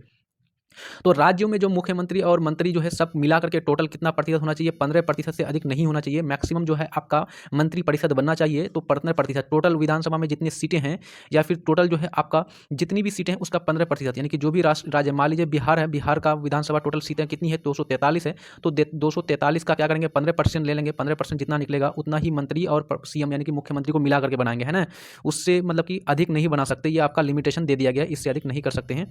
ये आपका जो है मुख्य रूप से आपका जो है किस संविधान संशोधन के तहत ये काम किया गया था, आप लोग कमेंट बॉक्स में बताएंगे जल्दी से। मैं प्रश्न इसलिए पूछता हूँ आप लोग को, ताकि आप लोग उसके लिए क्या करेंगे दोस्तों, थोड़ा सा प्रयास करेंगे, मेहनत करेंगे, है ना। अगला प्रश्न ले लेते हैं, जहाँ तक होता है मैं आपको ज़्यादा से ज़्यादा बता देता हूँ, चर्चा कर देता हूँ, है ना, क्वेश्चन में ही। चलिए, प्रश्न है रिट जारी, यानी रिट जो जारी किया जाता है ये उच्चतम न्यायालय के किस क्षेत्राधिकार के अंतर्गत आता है। उच्चतम न्यायालय को इंग्लिश में बोलते हैं सुप्रीम कोर्ट, और इसी को सर्वोच्च न्यायालय भी कहा जाता है। ये ध्यान रखेंगे, उच्चतम न्यायालय और उच्च न्यायालय, आप लोग इसमें अंतर देखिएगा। उच्च न्यायालय जो होता है राज्य का उच्च न्यायालय होता है, जिसको हाई कोर्ट कहते हैं, और उच्चतम न्यायालय यानी कि सुप्रीम कोर्ट, इसी को सर्वोच्च न्यायालय भी कहते हैं। वर्तमान में सर्वोच्च न्यायालय का जो आपका चीफ जस्टिस है यानी कि मुख्य न्यायाधीश है, कौन है, DY चंद्रचूड़, ये ध्यान रखेंगे। अब क्वेश्चन पूछ रहा है जो आपका उच्चतम न्यायालय है जो रिट जारी करता है, तो रिट कब जारी करता है दोस्तों, तो जब आपका या मेरा या किसी सामान्य नागरिक का क्या किया जाता है, मौलिक अधिकारों का हनन किया जाता है या उसके मौलिक अधिकारों को छीना जाता है, तो वह व्यक्ति जब उच्चतम न्यायालय जाता है तो उच्चतम न्यायालय जो है क्या करता है, उस व्यक्ति के खिलाफ जिन्होंने उसका हनन किया है तो उसके खिलाफ रिट जारी करता है। सुप्रीम कोर्ट अनुच्छेद 32 के तहत, किसके तहत, अनुच्छेद 32 के तहत, और हाई कोर्ट अनुच्छेद 226 के तहत, अनुच्छेद 226 के तहत हाई कोर्ट जो है रिट जारी करता है। कितने प्रकार के रिट जारी करता है, तो हाई कोर्ट और जो सुप्रीम कोर्ट है 5 प्रकार के रिट जारी करता है, दोनों ही। सुप्रीम कोर्ट भी जा सकते हैं सीधा सीधा, मान लीजिए आपको जो है पढ़ने का अधिकार है ना, पढ़ने का अधिकार है, लेकिन आपको किसी स्कूल स्कूल से निकाल दिया गया इस आधार पर कि आप काले रंग के हैं या फिर आप जो है किसी दूसरे जाति से आते हैं, इस आधार पर भेदभाव किया गया, तो आप सीधे सीधे निचली अदालत में न जाकर के सीधा हाई कोर्ट जा सकते हैं, सीधा सुप्रीम कोर्ट जा सकते हैं। अगर सुप्रीम कोर्ट जाना है तो कौन सा आर्टिकल के तहत, अनुच्छेद 32 के तहत, और हाई कोर्ट जाना है तो 226 के तहत। ये पॉइंट याद रखेंगे बढ़िया तरीके से। और साथ में याद रखना है कितने प्रकार के अधिकार रिट जारी करेंगे, 5 प्रकार के रिट जारी करते हैं, कौन कौन से, ये क्वेश्चन पूछा जाता है। तो पहला है आपका परमादेश, दूसरा आपका बंदी प्रत्यक्षीकरण, तीसरा आपका अधिकार परीक्षा, चौथा है आपका उत्प्रेषण, और 5वां नंबर का है आपका प्रतिषेध, उत्प्रेषण प्रतिषेध। तो 5 हो गया आपका, क्या क्या हो गया, परमादेश, बंदी प्रत्यक्षीकरण, अधिकार परीक्षा, उत्प्रेषण और प्रतिषेध। ये 5 प्रकार के रिट जारी करते हैं उच्चतम न्यायालय और उच्च न्यायालय, ये ध्यान रखना है आपको। आगे बात कर लेते हैं दोस्तों मूल क्षेत्राधिकार। यहाँ पर तो इस प्रश्न का आंसर क्या हो जाएगा, बी आंसर हो जाएगा, न्यायिक क्षेत्राधिकार के अंतर्गत आता है। ये न्याय दिलाता है हमको, आपको, सामान्य नागरिक को, सामान्य जनता को। क्या करती है सुप्रीम कोर्ट या उच्च न्यायालय, न्याय दिलाती है, इसलिए इसको न्यायादेश अधिकार क्षेत्राधिकार कहा जाता है। मूल क्षेत्राधिकार किसको बोलेंगे, जब राज्य और राज्यों के बीच या फिर एक राज्य और संघ के बीच या फिर अनेकों राज्य और संघ के बीच झगड़ा हो जाती है, विवाद हो जाती है, तो इसका समाधान और इसका निपटारा कौन करता है, उच्चतम न्यायालय करता है। और ये किसके अंतर्गत आता है, मूल क्षेत्राधिकार के अंतर्गत आता है। मान लीजिए एक राज्य है तमिलनाडु और एक आपका राज्य है कर्नाटका, और दोनों के बीच कावेरी नदी को लेकर जल विवाद का मुद्दा है, तो ये इसका निपटारा कौन करेगा, इसका निपटारा सुप्रीम कोर्ट करेंगे। और ये किस क्षेत्राधिकार के अंतर्गत आएगा, मूल क्षेत्राधिकार के अंतर्गत आएगा। या फिर मान लीजिए कोई एक राज्य आ गया, मान लीजिए बिहार एक राज्य, और मान लीजिए जो है केंद्र सरकार के साथ जो है कुछ लफड़ा हो गया है ना, उसके साथ कुछ अनबन हो गई, दोनों के बीच विवाद हो गया कि आपने हमें सही रूप से हमको क्या दिया, सही रूप से हम लोग जैसे आपको वित्त आयोग के तहत यानी कि इसके अनुदान कितना प्रतिशत दिया जाता है, प्रत्येक राज्य को 41% दिया जाता है ना, 41-42% अनुदान दिया जाता है। मान लीजिए बिहार को 35% दिया गया, तो इससे क्या हो जाएगा, विवाद हो जाएगा। और विवाद हो जाएगा तो संघ और राज्य के बीच का विवाद का निपटारा कौन करेगा, उच्चतम न्यायालय। और ये कौन सा क्षेत्राधिकार के अंतर्गत आएगा, मूल क्षेत्राधिकार के अंतर्गत आएगा। ये सारे इंपॉर्टेंट और बहुत ही महत्वपूर्ण क्या है, शब्दावली है। ये शब्दावली आपका अगर सही रहेगा तो प्रश्न बनेगा, अन्यथा नहीं बनने वाला। इसलिए मैं इसको समझा रहा हूँ, व्यापक अच्छी तरह से चर्चा के साथ डिस्कशन कर रहा हूँ, ठीक है। चलिए, अपीलीय क्षेत्राधिकार। अपीलीय क्षेत्राधिकार का मतलब हुआ कि आदमी अपील करके पहुंचेगा, है ना। मान लीजिए एक आदमी एक दूसरे आदमी पर केस कर दिया है ना, कि उस आदमी ने जो है जबरदस्ती, यानी कि मान लीजिए एक आदमी ए है ये आपका और ये बी है, ए ने बी पर केस कर दिया इस बात से कि उन्होंने मेरा मोबाइल चोरी कर लिया, और जो है केस कर दिया कहाँ पर, आपका मान लीजिए जिला न्यायालय में, जिला जो है आपका मतलब कि निचली अदालत में केस कर दिया, और उस पर क्या कर दिया, उस आदमी को बी को जो है इस पर सजा दे दिया, 5 साल की सजा होगी, 5 साल की सजा होगी। तो इस प्रकार से बी क्या करेगा, तुरंत जेल नहीं जाएगा, वो क्या करेगा और भी कानूनी स्टेप उठाएगा और कहेगा कि चलो हम कहाँ लड़ेंगे, बी कहेगा कि हम हाई कोर्ट उच्च न्यायालय में लड़ेंगे। तो उच्च न्यायालय में अपील करेगा, और उच्च न्यायालय भी अगर उसको 5 साल की सजा सुना लेती तो वहाँ से वो कहाँ पहुँच जाएगा, सुप्रीम कोर्ट पहुँच जाएगा। अपील करेगा सुप्रीम कोर्ट में कि मैंने चुराया ही नहीं, जबरदस्ती मुझ पर आरोप लगाया जा रहा है, इस प्रकार से वो अपील करेगा और उसकी अपील की सुनवाई होगी। तो ये किसके तहत आता है, अपीलीय क्षेत्राधिकार के अंतर्गत आता है। ये ध्यान रखेंगे आप लोग, है ना। सारा चीज़ इन सारे चीज़ों को बढ़िया तरीके से आपको याद रखना है। और मूल क्षेत्राधिकार जो है आपका अनुच्छेद 131 के अंतर्गत आता है। ये पॉइंट आपको काफ़ी इंपॉर्टेंट है। बाकी सलाहकारी क्षेत्राधिकार के बारे में बात करें कि जब राष्ट्रपति को किसी भी कानून पर सलाह लेने की जरूरत होती है तो वो भारत के सर्वोच्च न्यायालय के मुख्य न्यायाधीश से सलाह मांग सकता है। ध्यान रखिएगा, सलाह जो क्षेत्राधिकार है इसमें क्या देगा, सलाह देगा। कौन देगा, सब सुप्रीम कोर्ट का मुख्य न्यायाधीश देगा। किसको देगा, राष्ट्रपति को देगा। यह सलाह मानना बाध्यकारी है क्या, बाध्यकारी नहीं है।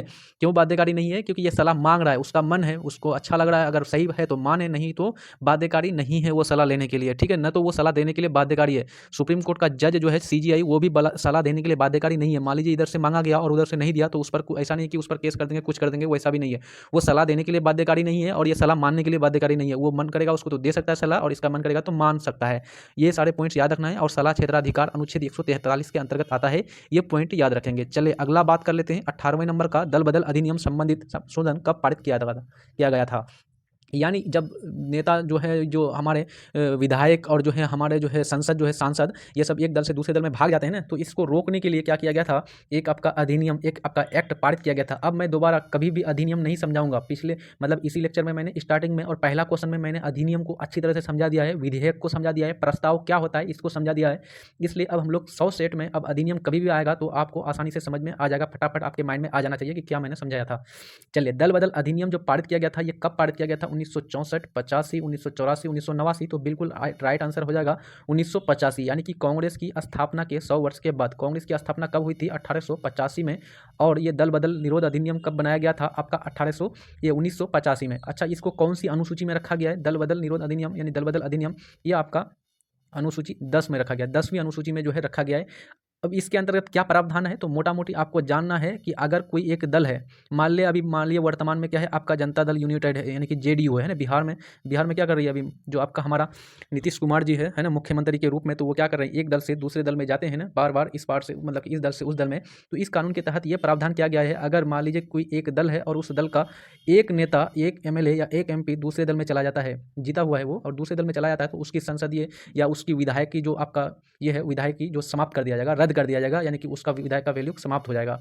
लेकिन अगर उस दल का कितना 2/3 उस दल के टोटल संख्या का 2/3 दूसरे दल में चले जाती है, तो उसकी रद्द नहीं किया जाएगी, उसकी जो आपका लीगल वैल्यू जो है रद्द नहीं की जाएगी, वह विधायक बना रहेगा। तो इसलिए जो है नीतीश कुमार का रद्द नहीं होता है। आप कहेंगे कि सर नीतीश कुमार तो बार बार इस दल से उस दल में चले जाता है, तो उसका रद्द क्यों नहीं होता है? तो मान लीजिए अभी वर्तमान में नीतीश कुमार का कितना जीता हुआ था, 42 था, और 2-3 जो है अलग का उसमें मिला हुआ है ना। तो अभी वर्तमान में किस में था, ये महागठबंधन में था और ये चला गया बीजेपी में। तो बीजेपी में गया तो ऐसा नहीं कि 2-4-5 गया, अगर ऐसा जाता 2-4-5 तो इस अधिनियम के तहत उसका समाप्त हो जाता है ना, वैल्यू समाप्त हो जाता है उसका। लेकिन पूरा का पूरा दल ही चला जा रहा है ना, टू थर्ड से ज़्यादा चला जा रहा है, इसलिए यहाँ पर इसकी जो है दल का जो वैल्यू या फिर इसके विधायक, जीते हुए विधायक का वैल्यू समाप्त नहीं होगा, लीगल होगा वो। ठीक है, ये पॉइंट याद रखना है। चलिए बात कर लेते हैं। तो ये आपका 1985 हो जाएगा और आपका 10वीं अनुसूची में दिया हुआ है, इसके बारे में चर्चा। अब बात कर लेते हैं सर्वप्रथम प्रत्यक्ष चुनाव यानी कि डायरेक्ट इलेक्शन का प्रावधान कब किया गया था या फिर किस अधिनियम के द्वारा किया गया था। जो है भारत परिषद अधिनियम 1892, 1909, भारत परिषद अधिनियम 1909, या फिर भारत शासन अधिनियम 1919, या फिर भारत शासन अधिनियम 1935। तो बिल्कुल राइट आंसर क्या हो जाएगा दोस्तों, भारत शासन अधिनियम 1919 के तहत जो है आपका सीधा जो है प्रत्यक्ष चुनाव का प्रावधान किया गया था। और इस अधिनियम को किसके नाम से जाना जाता है, मॉन्टेग्यू चेम्सफोर्ड सुधार के नाम से जाना जाता है। ये पॉइंट आपको ध्यान रखना है। आगे बात कर लेते हैं अप्रत्यक्ष चुनाव का प्रावधान अगर पूछ ले आपको, तो यहाँ पर प्रत्यक्ष पूछा है तो सी हो जाएगा, लेकिन अगर अप्रत्यक्ष पूछता है तो भारत परिषद अधिनियम 1892 हो जाता। 1909 के जो है अधिनियम को किसके नाम से जाना था, भारत परिषद अधिनियम को मार्ले मिंटो सुधार के नाम से जाना जाता है। ये आपको पॉइंट याद रखना है। और भारत शासन अधिनियम 1935 आया है, इसको भारत का मिनी संविधान कहा गया था, यानी कि इसी से मैक्सिमम जो भारत का जो संविधान का मैक्सिमम जो चीज़ें लिया गया है, इसी से लिया गया 1935 के भारत शासन अधिनियम से लिया गया है। ठीक है, चलिए आगे बढ़ते हैं। अब हम लोग अगला बात कर लेते हैं। प्रश्न है कि प्रधानमंत्री, यानी 20वां नंबर का प्रश्न है, प्रधानमंत्री का राष्ट्रपति को सूचनाएं प्रदान करने संबंधी कर्तव्यों का उल्लेख है। यानी कि जो प्रधानमंत्री जो है ये जो भी कार्य करेगा किसको सूचित करेगा, राष्ट्रपति को, क्योंकि भारत का सर्वप्रमुख यानी कि भारत का प्रमुख, भारत राष्ट्र जो है इसका कार्यपालिका का प्रधान कौन है, राष्ट्रपति है। इसलिए कोई भी कार्य बिना राष्ट्रपति के हस्ताक्षर से नहीं किया जाएगा। कोई भी नियुक्ति होती है तो राष्ट्रपति के हस्ताक्षर से होती है, यानी कि जो भी सेंट्रल लेवल पर होती है, या फिर कोई भी मंत्री बनता है, किसी को भी शपथ दिलाना होता है, कौन करता है, राष्ट्रपति करता है ना, ये सारा चीज़। तो यहाँ पर कोई भी प्रधानमंत्री कार्य करेगा तो किसको सूचित करेगा, राष्ट्रपति को करेगा। अनुच्छेद किसके तहत करेगा, अनुच्छेद 78 के तहत करेगा। ये पॉइंट आपको ध्यान रखना है। अब यहाँ पर 2 आर्टिकल और महत्वपूर्ण है। अनुच्छेद 74 पूछा जाता है बार बार, अनुच्छेद 75 पूछा जाता है। 78 तो आपको बता ही दिया कि कोई भी कार्य प्रधानमंत्री करेगा तो वो आपको राष्ट्रपति को सूचना देगा। 74 में कहा गया है कि राष्ट्रपति की सहायता के लिए एक मंत्री परिषद होगा और उस मंत्री परिषद का जो प्रधान होगा कौन होगा, प्रधानमंत्री होगा। ये ध्यान रखेंगे। अनुच्छेद 75 में क्या कहा गया है, अनुच्छेद 75 में कहा गया है भारत के संविधान में कि जो भी मंत्री परिषद होगी वो लोकसभा के प्रति क्या होगा, उत्तरदायी होगा। यानी कि जो भी वो कार्य करेगा उन सभी कार्यों का उत्तर देना पड़ेगा कहाँ पर, लोकसभा में सामूहिक रूप से वो उत्तरदायी होगा। तो यहाँ पर आपका इस प्रश्न के अनुसार तो ऑप्शन डी सही हो जाएगा, लेकिन अन्य आपको 2 महीने अच्छी तरह से समझा दिया। 77 के बारे में कभी पूछा गया नहीं है और ये इंपॉर्टेंट भी नहीं है, इसलिए सारे चीज़ को नहीं पढ़ना है। अगर ऐसे पढ़ाना शुरू करूँ तो एक आर्टिकल से लेकर के 395 आर्टिकल इतने सारे पढ़ने होंगे तो फिर आपको कुछ भी याद नहीं रहेगा। इसलिए जहाँ पर जिसकी जरूरत पड़ेगी मैं वहाँ पर उसका चर्चा कर दूंगा अच्छी तरीके से, ये ध्यान रखेंगे। आगे बात कर लेते हैं। 21वें नंबर का प्रश्न है, निम्नलिखित में से कौन सा देश प्रातः काल शांति की भूमि यानी कि सुबह सवेरा शांति की भूमि का देश के नाम से जाना जाता है, कौन सा आपका, जापान, दक्षिणी कोरिया, चीन या फिर थाईलैंड।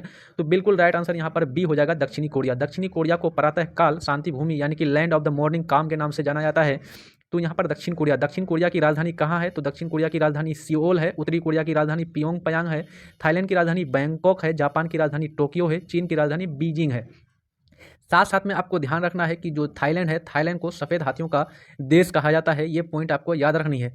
आगे बात कर लेते हैं, विश्व जल संरक्षण दिवस कब मनाया जाता है, यानी कि किस तिथि को विश्व जल संरक्षण दिवस मनाया जाता है। 28 फरवरी, 5 जून, 22 मार्च, 21, 11 जुलाई।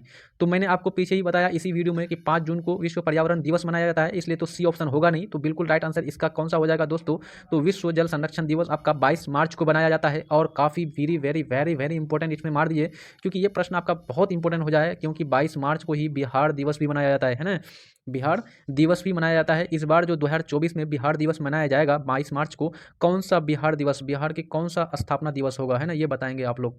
बिहार की स्थापना कब की गई, यानी कि बिहार को अलग स्वतंत्र प्रांत कब बनाया गया था, 1912 में किया गया था इसको। 1 अप्रैल 1912 में बिहार की स्थापना की गई थी। और बिहार के साथ किसको किसको रखा गया था उस टाइम में, उस समय बिहार के साथ ये उड़ीसा था, बिहार के साथ झारखंड भी था। लेकिन 1936, 1 अप्रैल 1936 में बिहार से कौन अलग हो गया था, उड़ीसा अलग हो गया था। और आपका एक जो है आपका नवंबर 2000, है ना, 2000 में बिहार से झारखंड को अलग कर दिया गया था, है ना, ये ध्यान रखेंगे। अच्छा, वर्ष 2023 का जो आपका वो विश्व जल संरक्षण दिवस मनाया गया था, इसका जो है ये थीम क्या रखा गया है, इसका थीम रखा गया है जो जल और स्वच्छता से संबंधित संकट है उसको क्या करना है, चेंजिंग लाना है, उसमें परिवर्तन लानी है, ठीक है, ये इसका थीम रखा गया था। अब हम लोग अगला बात कर लेते हैं, 11 जुलाई को क्या मनाया जाता है। 11 जुलाई काफ़ी इंपॉर्टेंट डेट है, विश्व जनसंख्या दिवस मनाया जाता है 11 जुलाई को। और 11 जुलाई को विश्व जनसंख्या दिवस के साथ साथ ध्यान रखना है कि भारत वर्तमान में विश्व यानी कि जनसंख्या की दृष्टि से पहला देश बन गया है, यानी कि प्रथम स्थान प्राप्त कर लिया है। ये पॉइंट आपको याद रखना है। भारत के बाद दूसरा नंबर में आपका चीन है। भारत क्षेत्रफल में 7वां स्थान है, भारत का क्षेत्रफल की दृष्टि से 7वां, उसके बाद जनसंख्या की दृष्टि से पहला स्थान है। और विश्व जनसंख्या दिवस 11 जुलाई को मनाया जाता है। बात कर लेते हैं 23वें नंबर प्रश्न का, स्वदेशी और बहिष्कार आंदोलन का अनुमोदन कांग्रेस के किस अधिवेशन में किया गया था। यानी जो इस पर जो ये लगाया गया था कि ये आंदोलन चलाया जाएगा, इसका अनुमोदन जो किया गया था कांग्रेस का कौन सा अधिवेशन था। मैंने आपको कहा था कि कांग्रेस का कोई भी अधिवेशन होगा वो हमेशा कब होगा, दिसंबर में होगा। दिसंबर महीना में इसका अधिवेशन होता था। 28, 29, 30, 31 दिसंबर, 3 से 4 दिन इसका चलता था। पिछला वीडियो में मैंने आपको बताया था कि कांग्रेस की जो स्थापना थी उससे संबंधित विभिन्न तथ्य, जैसे कांग्रेस की स्थापना में कर्जन ने क्या कहा था, कांग्रेस की स्थापना से जब उसकी स्थापना हुई थी तो लाला लाजपत राय ने क्या कहा था, उसके बाद अरविंदो घोष ने क्या कहा था, बाल गंगाधर तिलक ने क्या कहा था, और लॉर्ड डफरिन ने क्या कहा था। ये सारे कथन आपको मैंने बताया था, क्योंकि ये सारे कथन आपको पूछे जाते हैं। स्वदेशी और बहिष्कार ये आंदोलन कब चलाया गया था, तो ये आपका आंदोलन जो है 1905 में चलाया गया था, यानी कि 1905 में इसका मसौदा तैयार किया जा रहा था, क्योंकि उस टाइम जो है लॉर्ड कर्जन ने बंगाल का विभाजन करवाया था और इसी के खिलाफ, इसी के विरुद्ध रोष जाहिर करने के लिए स्वदेशी और बहिष्कार आंदोलन चलाया गया था। बहिष्कार स्वदेशी यानी कि इसमें क्या है, अपने देश के वस्तुओं को ज़्यादा से ज़्यादा प्रयोग किया जाए, खादी वस्त्रों का प्रयोग किया जाए। सो इसके साथ क्या था, मतलब कि भारत के सारे चीज़ों का यानी कि विदेशी वस्त्रों का बहिष्कार किया जाए, है ना, विदेशी अदालतों यानी कि जो भी वकील है उसका बहिष्कार किया जाए। ये सारा चीज़ यानी कि ज़्यादा से ज़्यादा बहिष्कार करना था। तो ये कौन सा अधिवेशन में, कलकत्ता अधिवेशन 1906, सूरत अधिवेशन 1907, बनारस अधिवेशन 1905, मद्रास अधिवेशन 1908। तो बिल्कुल राइट, बनारस अधिवेशन 1905। बनारस कहाँ पर है, तो बनारस आपका उत्तर प्रदेश में है। बनारस अधिवेशन 1905 में स्वदेशी और बहिष्कार आंदोलन को अनुमोदन किया गया था कि यह आंदोलन चलाया जाएगा अंग्रेजों के खिलाफ और विदेशी वस्त्रों का मुख्य रूप से बहिष्कार किया जाएगा। और इस अधिवेशन की अध्यक्षता किसने की थी, तो इस अधिवेशन की अध्यक्षता गोपाल कृष्ण गोखले ने किया था। ये आपको याद रखना है अच्छी तरह से, ठीक है। तो अगला बात कर लेते हैं, हम लोग आगे बात कर लेते हैं, कांग्रेस की कार्य समिति में भारत विभाजन का प्रस्ताव कब पारित किया गया था। यानी कि जो कांग्रेस की कार्य समिति थी उसमें जो विभाजन का प्रस्ताव रखा गया था कि भारत और पाकिस्तान दो देशों में विभाजन कर दिया जाएगा अखंड भारत को, तो इसका प्रस्ताव कौन सा इसमें रखा, यानी कि कब किया गया था, 3 जून 1947, 14 जून 1947, 19 जुलाई 1947, 14 अगस्त 1947। तो बी ऑप्शन बिल्कुल राइट हो जाएगा, 14 जून 1947। और यहाँ पर आपको ध्यान रखना है 14 अगस्त 1947 को, यानी कि पाकिस्तान जो है अपने को स्वतंत्र मानता है और 14 अगस्त को ही वो प्रत्येक वर्ष क्या मनाता है, स्वतंत्रता दिवस मनाता है। चले आगे बात कर लेते हैं 25 नंबर यानी 25वें नंबर का प्रश्न, संविधान सभा की प्रथम बैठक का आयोजन किस गवर्नर जनरल के द्वारा किया गया था। पहला जो यानी कि आयोजन किया गया था बैठक संविधान सभा का, वो किस गवर्नर जनरल के द्वारा, लॉर्ड माउंटबेटन, लॉर्ड वेवेल, सी राजगोपालाचारी, यहाँ पर नहीं है सी राजगोपालाचारी या फिर इनमें से कोई नहीं। तो बिल्कुल यहाँ पर बी ऑप्शन सही हो जाएगा, लॉर्ड वेवेल, है ना। लॉर्ड वेवेल की जो है अध्यक्षता में जो है क्या किया गया था, यानी इसी के गवर्नर जनरल के इसमें पहला संविधान सभा की प्रथम बैठक बुलाई गई थी, है ना। संविधान सभा का जो है अस्थायी अध्यक्ष कौन था, तो आपको याद रखना है अस्थायी अध्यक्ष आपका सच्चिदानंद सिन्हा था या फिर चित्तरंजन दास, आप बताएंगे जल्दी से। अस्थायी अध्यक्ष कौन था, तो अस्थायी अध्यक्ष आपका राजेंद्र प्रसाद था। अस्थायी अध्यक्ष आपका राजेंद्र प्रसाद था, है ना। सी राजगोपालाचारी, आप जल्दी से बताइए जो इसका अस्थायी अध्यक्ष था, जो 2-3 दिन के लिए, जो सिर्फ केवल 3 दिन के लिए चुना गया था, कौन था। 26 नंबर का प्रश्न है, मंगल पांडे जो आपका एक सैनिक था, मंगल पांडे, प्रथम भारतीय स्वतंत्रता संग्राम जो 1857 में हुई थी, भारतीय स्वतंत्रता संग्राम, इसकी शुरुआत किसने किया था, मंगल पांडे ने किया था। तो इसके उपरांत ब्रिटिश सरकार द्वारा उन्हें कब फांसी दिया गया था, ब्रिटिश सरकार ने उसको फांसी देती थी और कब फांसी दिया था, यह क्वेश्चन पूछ रहा है आपको। तो यहाँ पर आपका बिल्कुल राइट आंसर हो जाएगा, 8 अप्रैल 1857 को उन्हें फांसी दिया गया था। और इन्होंने कब विरोध जाहिर किया था अंग्रेजों के खिलाफ, 29 मार्च 1857 को इन्होंने एक अंग्रेजी जो है आपका कमांडर का हत्या कर दिया था और 8 अप्रैल 1857 में इसको फांसी दे दी गई थी। क्या कारण था 1857 के विद्रोह का? बहुत सारे कारण थे, लेकिन मुख्य रूप से अगर मंगल पांडे के थ्रू से देखा जाए तो उस टाइम पर अंग्रेजों ने जो है एक पुरानी जो राइफल थी उसके जगह एनफील्ड, नया एनफील्ड राइफल लाया गया था और उसका बारे में ये आपका चर्चा किया गया था, यानी कि अफवाह फैला दी गई थी कि इस राइफल में जो है गाय के चर्बी और सूअर के चर्बी यानी कि दोनों को मिला करके बनाया गया है और उस टाइम जो है राइफल को मुंह से खोला जाता था। इस प्रकार से धर्म जो है अपवित्र हो जाता था, क्योंकि भारत में धर्म को एक बहुत ही इमोशनल मुद्दा माना जाता है। इसलिए जब धार्मिक चीज़ों पर कोई भी मतलब कि आहट पहुंचाती है तो तुरंत उस लोग क्या कहते हैं, जग जाते हैं ना, और उसको बचाने के लिए अपना जान को भी बलिदान कर देते हैं। तो इस प्रकार जो है मंगल पांडे से रहा नहीं गया और उन्होंने उसके खिलाफ आवाज़ उठाई और उन्होंने एक अंग्रेजी कमांडर की हत्या कर दी और 8 अप्रैल 1857 को फांसी दे दिया गया था। मंगल पांडे जो है किस छावनी से संबंधित थे? तो वो आपका बैरकपुर छावनी है ना, ध्यान रखना है। मंगल पांडे जो है 34वीं बंगाल इन्फेंट्री बैरकपुर छावनी का आपका क्या था, सैनिक था। चलिए आगे बात कर लेते हैं। वहाबी आंदोलन का प्रमुख क्षेत्र नहीं रहा। जो वहाबी आंदोलन चलाया गया था, वहाबी आंदोलन, ये इसका क्षेत्र कौन कौन नहीं था? तो इसका क्षेत्र आपको ध्यान रखना है, 3 गो मुख्य रूप से था। आपका संयुक्त प्रांत वाला क्षेत्र, एक बंगाल का क्षेत्र और आपका एक बिहार का क्षेत्र है ना, लेकिन इसमें आपका असम का क्षेत्र नहीं था। संयुक्त प्रांत के अंतर्गत कौन कौन आता है दोस्तों? तो संयुक्त प्रांत के अंतर्गत आपका जो है ये आपका अवध वाला क्षेत्र, यूपी का क्षेत्र आता है। ठीक है, अब आगे बात कर लेते हैं 28वें नंबर का पुस्तक एरिया ऑफ डार्कनेस के लेखक कौन है? पुस्तक जो है आपका एरिया ऑफ डार्कनेस, इसके लेखक कौन है? V S. Naipaul, Theodore Morison, R C. Dutt या फिर आपका एम.जी. रानाडे। आर.सी. दत्त का फुल फॉर्म क्या है? तो आर.सी. दत्त जो है रजनी पाम दत्त और एम.जी. रानाडे यानी कि महादेव गोविंद रानाडे। लेकिन ये जो पुस्तक लिखा गया है एरिया ऑफ डार्कनेस, ये वी.एस. न्यायपोल की है, तो ऑप्शन ए बिल्कुल राइट राइट हो जाएगा। 29 नंबर का प्रश्न लेते हैं, ये काफ़ी इंपॉर्टेंट है आपका। कुछ यहाँ पर एक था में संधि दिया गया है और कुछ यहाँ पर उसकी तिथियाँ दी गई है, तो कौन सी संधि कब हुई थी इसको मिलान करना है। तो ध्यान रखेंगे, सूरत की जो संधि हुई थी ये आपका 1700 कब हुई थी? 75 में हुई थी सूरत की संधि। पूना की संधि कब हुई थी? 1817 में पूना की संधि। पुरंदर की संधि 1665 में हुई थी और देवगांव की संधि 1803 में हुई थी। ये आपको मिलान करना है। तो इस प्रकार से अगर ध्यान देंगे तो कितना हो जाएगा? पहले हो जाएगा 4, फिर 4 के बाद क्या आ जाएगा हमारा? 3, 3 के बाद हमारा क्या आ जाएगा? 1 और 1 के बाद आ जाएगा 2। तो 4 3 तो 1 2, 4 3 1 2 हमारा कौन सा ऑप्शन में है? 4 3 1 2 हमारा सी ऑप्शन में दिया हुआ है, तो बिल्कुल आपका राइट हो जाएगा। नेक्स्ट प्रश्न ले लेते हैं हम लोग। अगला प्रश्न है 30वें नंबर का कि निम्नलिखित में से किस ग्रंथ से गुप्त काल के बारे में जानकारी मिलती है? यानी इन चारों ग्रंथों में कौन सा ग्रंथ है जो गुप्त काल के बारे में हमको बताता है? गुप्त काल यानी कि गुप्त वंश की स्थापना किसने किया था? श्री गुप्त ने किया था। आपको है ना मालूम होगा, श्री गुप्त ने स्थापना किया था। कब किया था? लगभग 319 ईस्वी पूर्व, 319 ईस्वी के आसपास, है ना। चलिए, तो इसके बारे में चर्चा हमको किसमें मिलती है? मृच्छकटिकम। गुप्त काल के बारे में हमको जानकारी कौन प्रदान करता है? मृच्छकटिकम। ये किसकी पुस्तक है? ये पूछा हुआ है बीपीएससी में आपको। तो ये आपका शूद्रक की पुस्तक है। किसकी पुस्तक है? शूद्रक। शूद्रक एक लेखक है, उसी की पुस्तक है आपका मृच्छकटिकम और इसमें गुप्त काल के बारे में हमको चर्चा मिलती है। मुद्रा राक्षस किसकी पुस्तक है? मुद्रा राक्षक विशाख दत्त की मुद्रा राक्षस है। विशाख दत्त की क्या है? मुद्रा राक्षस है और इसमें जो है मौर्य काल के बारे में चर्चा मिलती है। गार्गी संहिता किसकी है? गार्गी की है, गार्गी संहिता। और जो है राज तरंगिणी किसकी ये किताब है? ये आपका पुस्तक है, रचना है, ये आपका कल्हण की राज तरंगिणी है। किसकी है? कल्हण। कल्हण कहाँ का है? तो कल्हण कश्मीर के राजाओं के बारे में बढ़िया तरीके से इसमें उल्लेख किया गया। तो राज तरंगिणी के बारे में पूछा गया है एक बार आपको बीपीएससी में कि राज तरंगिणी के लेखक कौन है, तो आपको बताना है कि कल्हण। और एक बार पूछा हुआ है कि कौन सी पुस्तक में कश्मीर के राजाओं का एक अच्छे क्रम में इतिहास लिखा हुआ है, तो राज तरंगिणी, लेखक कल्हण, याद रखेंगे। अगला बात कर लेते हैं कलिंग शासक खारवेल। कलिंग शासक कौन है? कलिंग राज खारवेल किस धर्म का अनुयायी था? किस धर्म को इन्होंने संरक्षण दिया था? किस धर्म का मानने वाला था? बौद्ध धर्म, जैन धर्म, हिंदू धर्म, सिख धर्म। तो बिल्कुल बी ऑप्शन बिल्कुल राइट हो जाएगा। ये जैन धर्म का मानने वाला था और जैनों के लिए इन्होंने एक विहार की स्थापना की थी। ये पॉइंट याद रखना है। अगला बात कर लेते हैं भीतरी स्तंभ लेख किस शासक से संबंधित है? भीतरी स्तंभ लेख जो है ये किस शासक से है? समुद्रगुप्त, स्कंदगुप्त, चंद्रगुप्त द्वितीय, चंद्रगुप्त प्रथम। तो याद रखेंगे समुद्रगुप्त का प्रयाग प्रशस्ति है और स्कंदगुप्त का भीतरी स्तंभ लेख है। किसका है? भीतरी स्तंभ लेख जो है वो आपका स्कंदगुप्त का है। और चंद्रगुप्त द्वितीय महरौली स्तंभ पर इसका नाम मिलता है। दिल्ली का जो महरौली स्तंभ है लगभग 2500 वर्ष पुराना, इसी के द्वारा निर्मित माना जाता है। और चंद्रगुप्त प्रथम गुप्त साम्राज्य गुप्त वंश का पहला शासक था जिन्होंने सबसे पहले महाराजा धीराज की उपाधि धारण किया था। आगे बात कर लेते हैं दोस्तों, 33वें नंबर का प्रश्न है दक्षिण भारत में स्थित कैलाशनाथ मंदिर किस शासक के द्वारा निर्मित किया गया है? यानी निर्मित है कैलाशनाथ मंदिर। चोल शासक, पल्लव शासक, राष्ट्रकूट शासक या फिर चालुक्य। तो यहाँ पर बिल्कुल राइट आंसर हो जाएगा बी ऑप्शन, पल्लव शासक। पल्लव शासक ये जो है क्या किया था, इन शासकों ने ही बड़े मात्रा में एकाश में यानी एक ही पत्थर को काट करके, एक ही पत्थर को तराश करके मंदिरों का बड़े पैमाने पर निर्माण करवाया था, और इसमें कैलाशनाथ का मंदिर प्रसिद्ध है पल्लव शासकों में। बात कर ले पल्लव शासक, इसकी राजधानी, पल्लवों ने अपनी राजधानी कहाँ बनाया था, तो राजधानी बनाया था कांचीपुरम को। इस वंश का, पल्लव वंश का संस्थापक कौन है, पल्लव वंश का संस्थापक सिंह विष्णु है।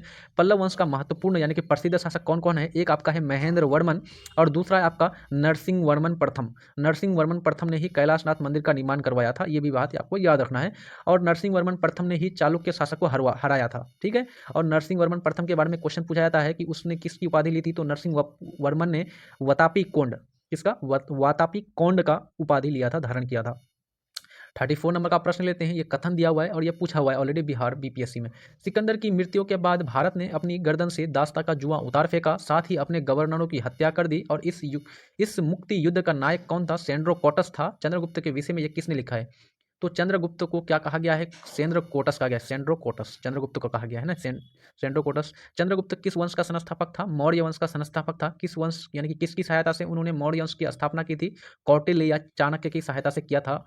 यहाँ पर ये जो कथन है, ये कथन जो है एरियन का है, किसका है, एरियन का है। एरियन आपका एक इतिहासकार है जो सिकंदर के साथ भारत आता है, सिकंदर के साथ जो है यहाँ आता है, सिकंदर के जो वो उन्होंने विश्व को जीतने के लिए जो ये किया था, आक्रमण किया था पूरे विश्व में, तो उसी के साथ आता है। और ये एरियन जो है कहता है कि जो चंद्रगुप्त था, जब सिकंदर की मृत्यु हो जाती है, कब इसकी मृत्यु होती है दोस्तों, इसकी मृत्यु कब होती है, सिकंदर की मृत्यु कब होती है, आप जल्दी से कमेंट बॉक्स में बताइए।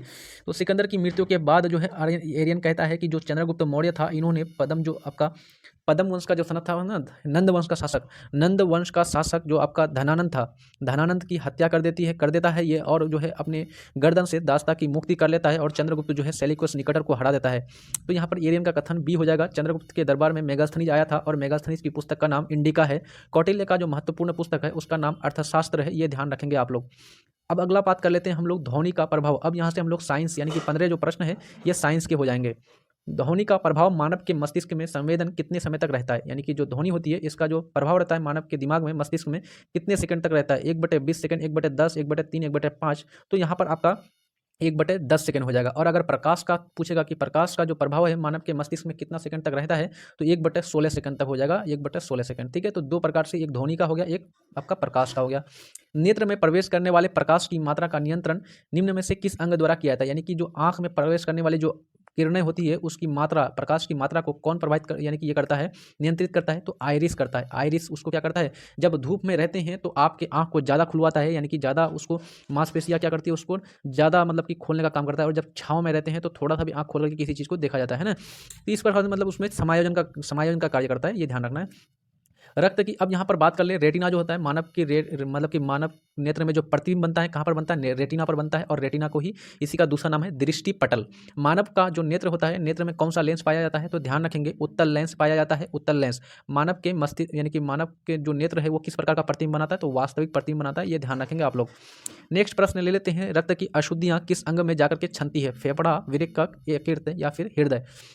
तो ध्यान रखेंगे जो रक्त की अशुद्धियां हैं, शुद्धिकरण का काम करता है विरेचक, विरेचक में जाके छनती है और अशुद्ध पदार्थ वहां से फिर बाहर निकल जाती है, तो विरेचक हो जाता है विरेचक। और विरेचक यानी कि इसको बोलते हैं इंग्लिश में किडनी। और इसकी जो संरचनात्मक और न्यूनतम जो इकाई है कौन है, वो नेफ्रॉन है। यूनिट इसका सबसे न्यूनतम संरचनात्मक इकाई क्या है, किडनी का नेफ्रॉन। ये ध्यान रखेंगे, नेफ्रॉन के बारे में बार बार पूछा हुआ है। जबकि न्यूरॉन जो है वो आपका तंत्रिका का कोशिका का न्यूनतम इकाई है। फेफड़ा शोषण का काम करता है। यकृत जो है किसका काम करता है, यकृत जो है भोजन के पाचन वाला काम में मतलब सहायक होता है। हृदय जो है क्या करता है, हृदय जो है पंपिंग, ब्लड का पंपिंग करता है ना।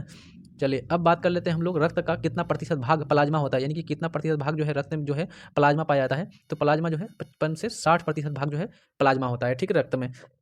सी ऑप्शन बिल्कुल राइट हो जाएगा। एक पौधे पर पुष्प होने के लिए कौन सा हार्मोन उत्तरदायी है, आपको बताना है। Auxin, gibberellin, cytokinin, florigen. तो पुष्पन यानी कि फूल होने के लिए, फूल यानी पुष्पन, पुष्प के खिलने के लिए कौन सा हार्मोन जरूरी है, फ्लोरिजिन। फ्लोरिजिन हार्मोन जरूरी है। पौधों के लिए यानी पादप हार्मोन कौन कौन से हैं, एक है आपका ऑक्सिन, एक है आपका जिब्रेलिन, एक है आपका साइटोकाइनिन, एक है आपका एथाइलिन, एक है आपका फ्लोरिजिन और एक है आपका एब्सिसिक अम्ल। एब्सिसिक एसिड जिसको बोलते हैं, एब्सिसिक एसिड, ठीक है। ये आपका वृद्धि हार्मोन है, वृद्धि कराता है। ये आपका जिबरेलिन भी वृद्धि हार्मोन है जो लंबाई का वृद्धि कराता है, लंबाई में। और साइटोकाइनिन किस में कराता है दोस्तों? ये आपका कोशिका विभाजन में सहायक होता है। फ्लोरोजिन फूलों को खिलाने में मदद करता है। एथिलीन जो है ये आपका क्या करता है? फलों को पकाने के लिए और पत्तियों को हरा रंग प्रदान, यानी कि पत्तियों को पकाने के लिए, पत्तियों को मुरझाने के लिए। जबकि एब्सिसिक अम्ल वृद्धि रोधक हार्मोन है, मतलब कि रोकने का काम करता है। इंद्रधनुष किसके कारण होता है? इंद्रधनुष जो निर्माण होता है ये किसके कारण होता है? परावर्तन के कारण, अपवर्तन के कारण, प्रकीर्णन के कारण, परावर्तन और अपवर्तन दोनों के कारण। तो बिल्कुल डी ऑप्शन यहाँ पर राइट हो जाएगा। दोस्तों मैं आपसे रिक्वेस्ट करूंगा, इतनी अच्छी तरह से चर्चा के साथ मैं आपको समझा रहा हूँ, तो इसके लिए आप ज़्यादा से ज़्यादा क्या करें? शेयर करेंगे और लाइक करेंगे। अगर चैनल में न्यू है तो जल्दी से इसको क्या करेंगे? सब्सक्राइब कर देंगे। अब यहाँ पर मैं समझा देता हूँ आपको इस पॉइंट को कि इंद्रधनुष बनता है तो किस प्रकार से उसमें परावर्तन और अपवर्तन की क्रिया होती है। देखिए यहाँ पर आप मान लीजिए सन ले लेते हैं, यानी कि सूर्य ले लेते हैं, और यहाँ पर एक पानी का बूंद है, ठीक है। थोड़ा सा बड़ा ले लेते हैं दोस्तों, 1 सेकेंड, थोड़ा सा यहाँ पर ये हो गया। चलिए इस प्रकार से लेते हैं, यहाँ पर आपका क्या है? सन है, सूर्य है, और यहाँ पर एक पानी का बूंद है। थोड़ा सा यहाँ पर बड़ा ले ले देखने के लिए।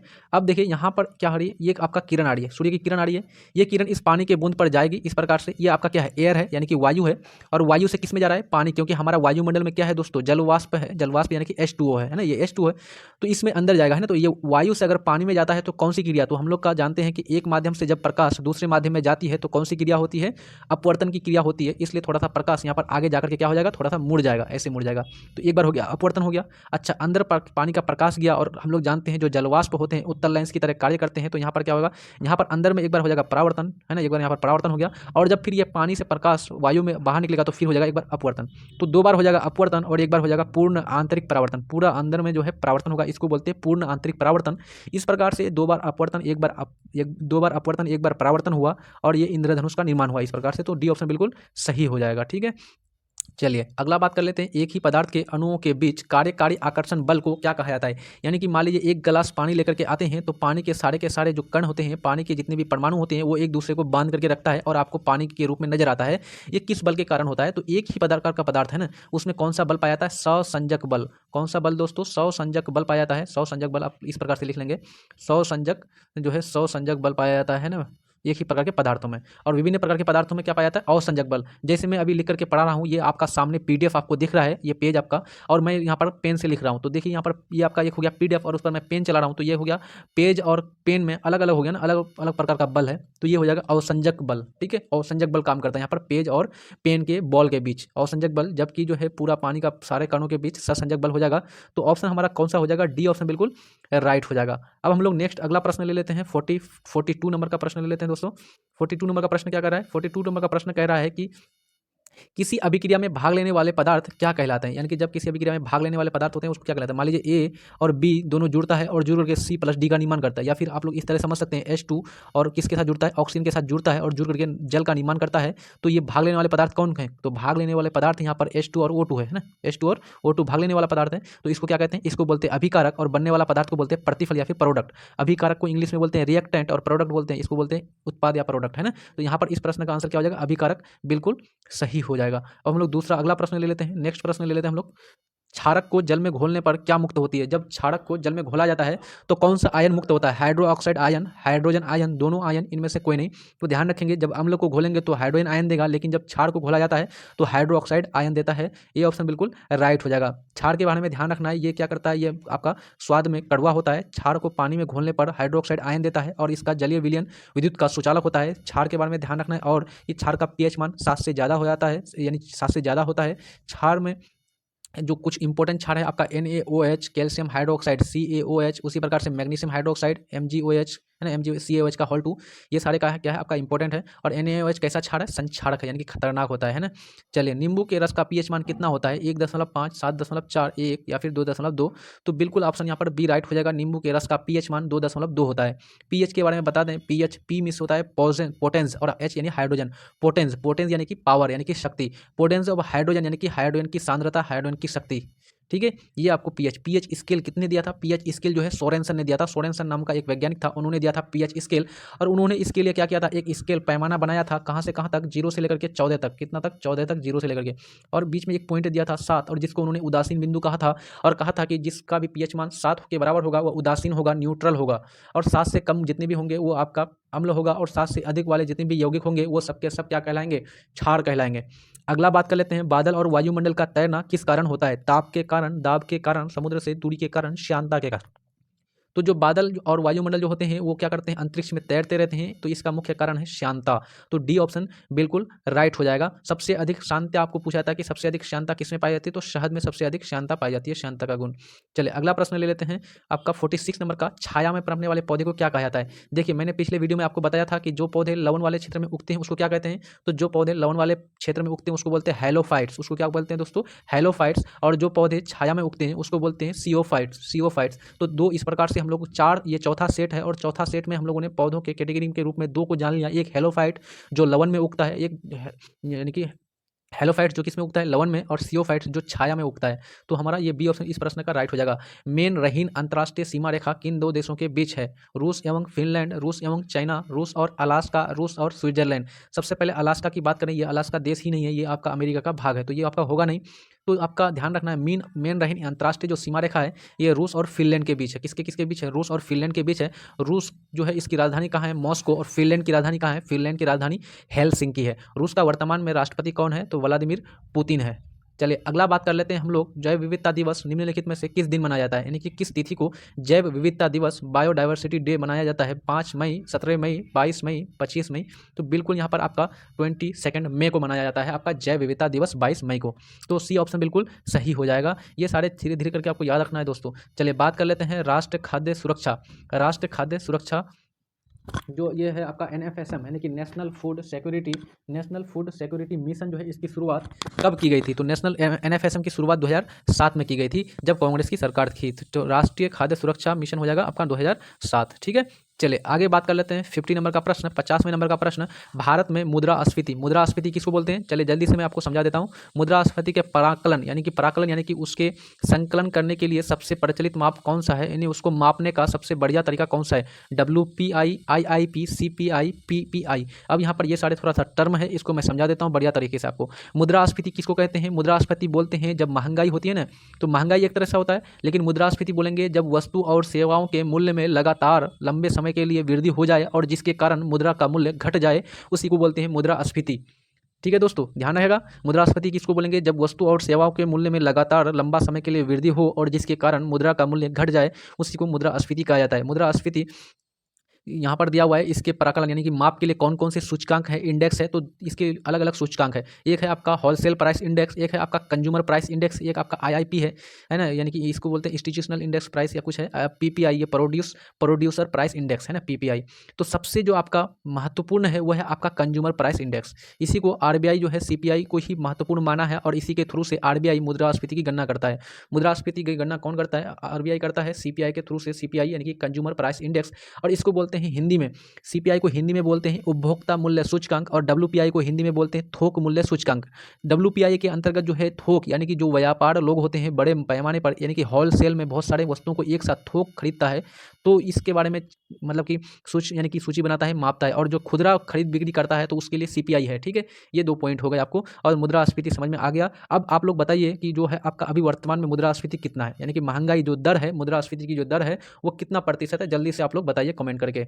तो यहाँ तक आपका 50 प्रश्न हो गए दोस्तों, काफ़ी अच्छा तरीके से। कहीं पर किसी प्रकार की समझने में दिक्कत नहीं आई होगी, यदि फिर भी रह जाती है तो कमेंट बॉक्स में कमेंट करेंगे, नेक्स्ट वीडियो में हम उसकी चर्चा कर देंगे।